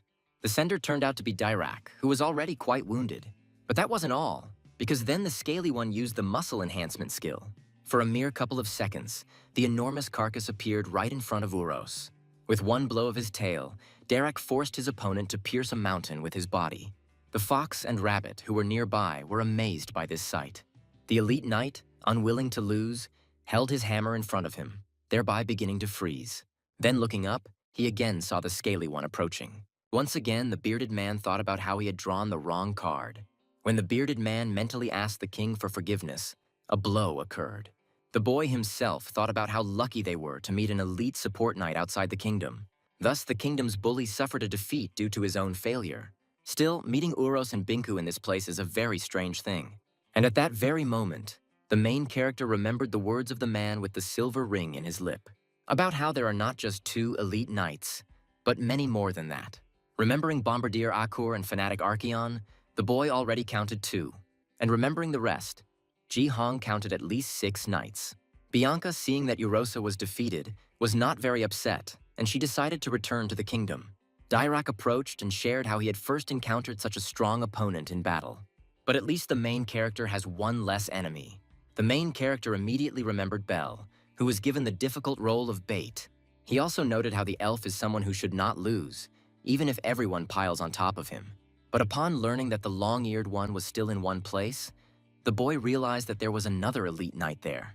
Worried about his comrade, the protagonist decided to use the message skill. At this time, the crippled Leo shared how he did not expect the enemy to be so strong. Having reclaimed his weapon, the elf had already begun to prepare for the end of his life. And then one of Lib's blades, emitting light energy, headed towards the enemy. Suddenly, a huge crack appeared under the girl's feet, forcing her to move. Even such a slight movement was enough for the long-eared one to get away with just one cut. Then he heard Ji-hoon's voice in his head, reminding him of the contract. After the main character's words, Leo remembered how he promised to serve for 10 years. By this time, a rift had formed between the pair, separating them from each other. The light-eyed one, running to help, ordered the long-eared ones not to give up under any circumstances. After all, this would ultimately be a breach of contract. Leo was surprised to hear these words. Noticing the approaching boy, the holy knight Lib recognized him. After all, she once saw him in the kingdom, where the fair-haired man introduced himself as an ordinary citizen. The blonde also remembered how one day she was taking a break from military affairs. She noticed two guys who had painted a wanted poster. And at that moment, the girl again saw the legendary knight in front of her with her own eyes. Then the hammer taken from Uros came into contact with the enemy's blades. The main character showed his joy at meeting someone who could complete the game.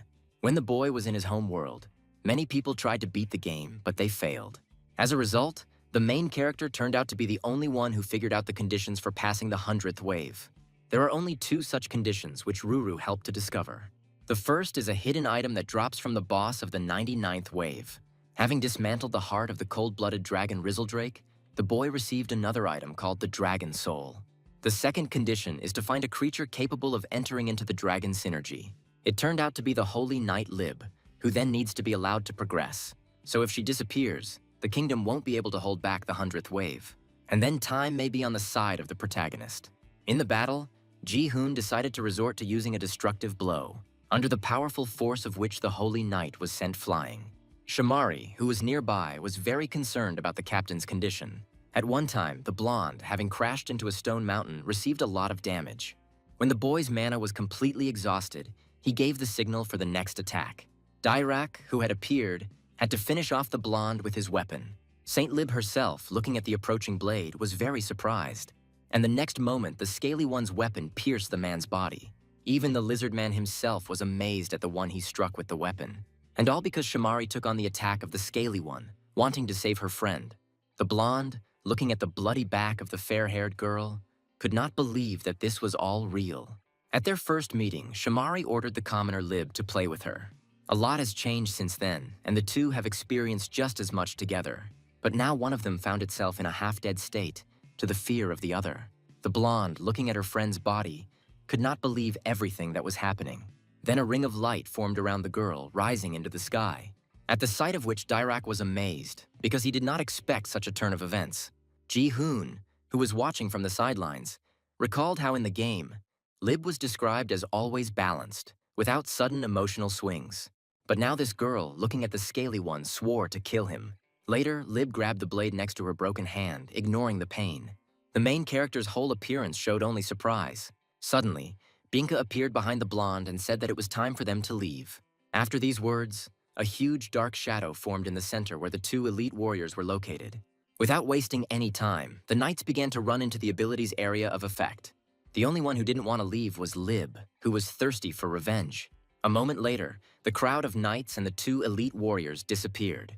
At the same time, having found herself safe, the saint put her blade to Bianca's throat. Having come to her senses, the girl asked for forgiveness for her actions, and the white-haired girl told her to forget. After all, she was not the only one. Everyone here felt the same way.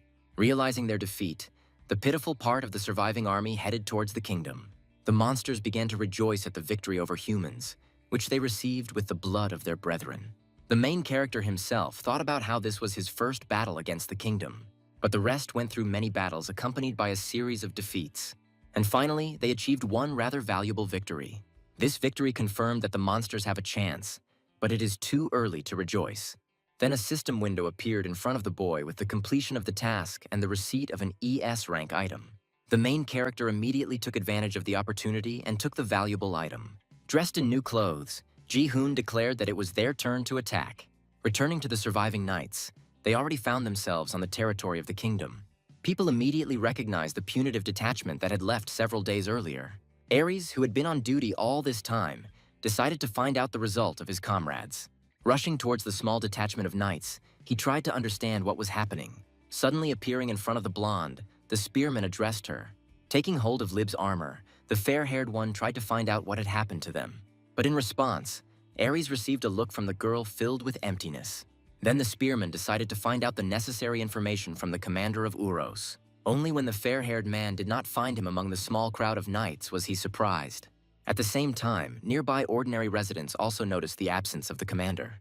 Bianca, who was passing by, shared how the legendary hero's monsters were on a completely different level.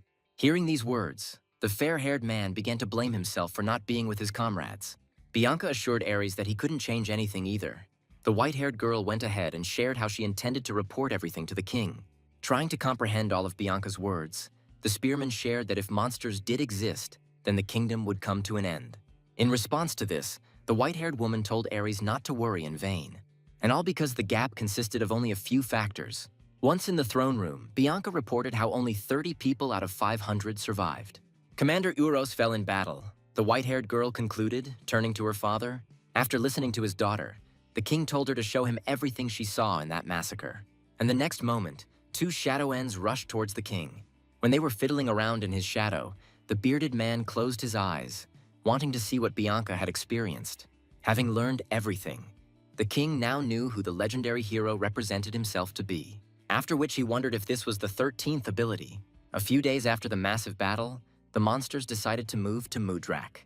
This place turned out to be not the most suitable climate for superhumans.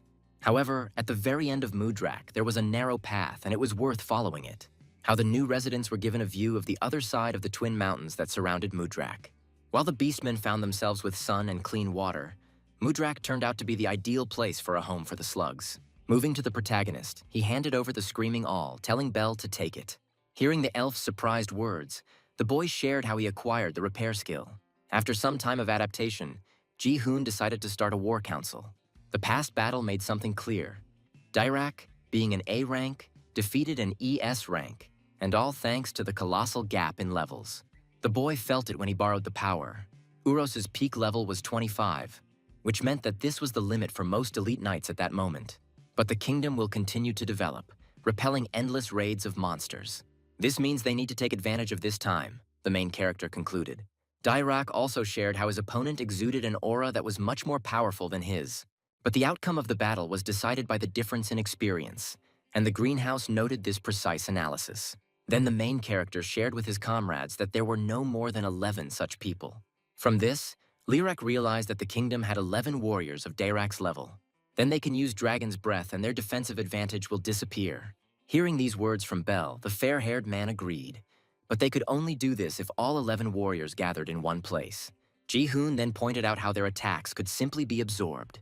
After all, among the elite knights, there are those who are capable of creating strong barriers. Noting once again the ideal moment for an attack, the boy realized how much he needed more reliable information. Moving to the holy knight Lib, she looked into the endless waters and thought about everything that had happened. The woman who approached shared how she had heard about the bond between Shamari and Lib. Having learned from the blonde how Marie hated commoners, the same woman noted how contradictory it sounded. It was an elite knight of the high priestess named Asteria who said that she valued Lib's abilities. After all, for a commoner the limit is the senior knight, and for a woman it is the middle one.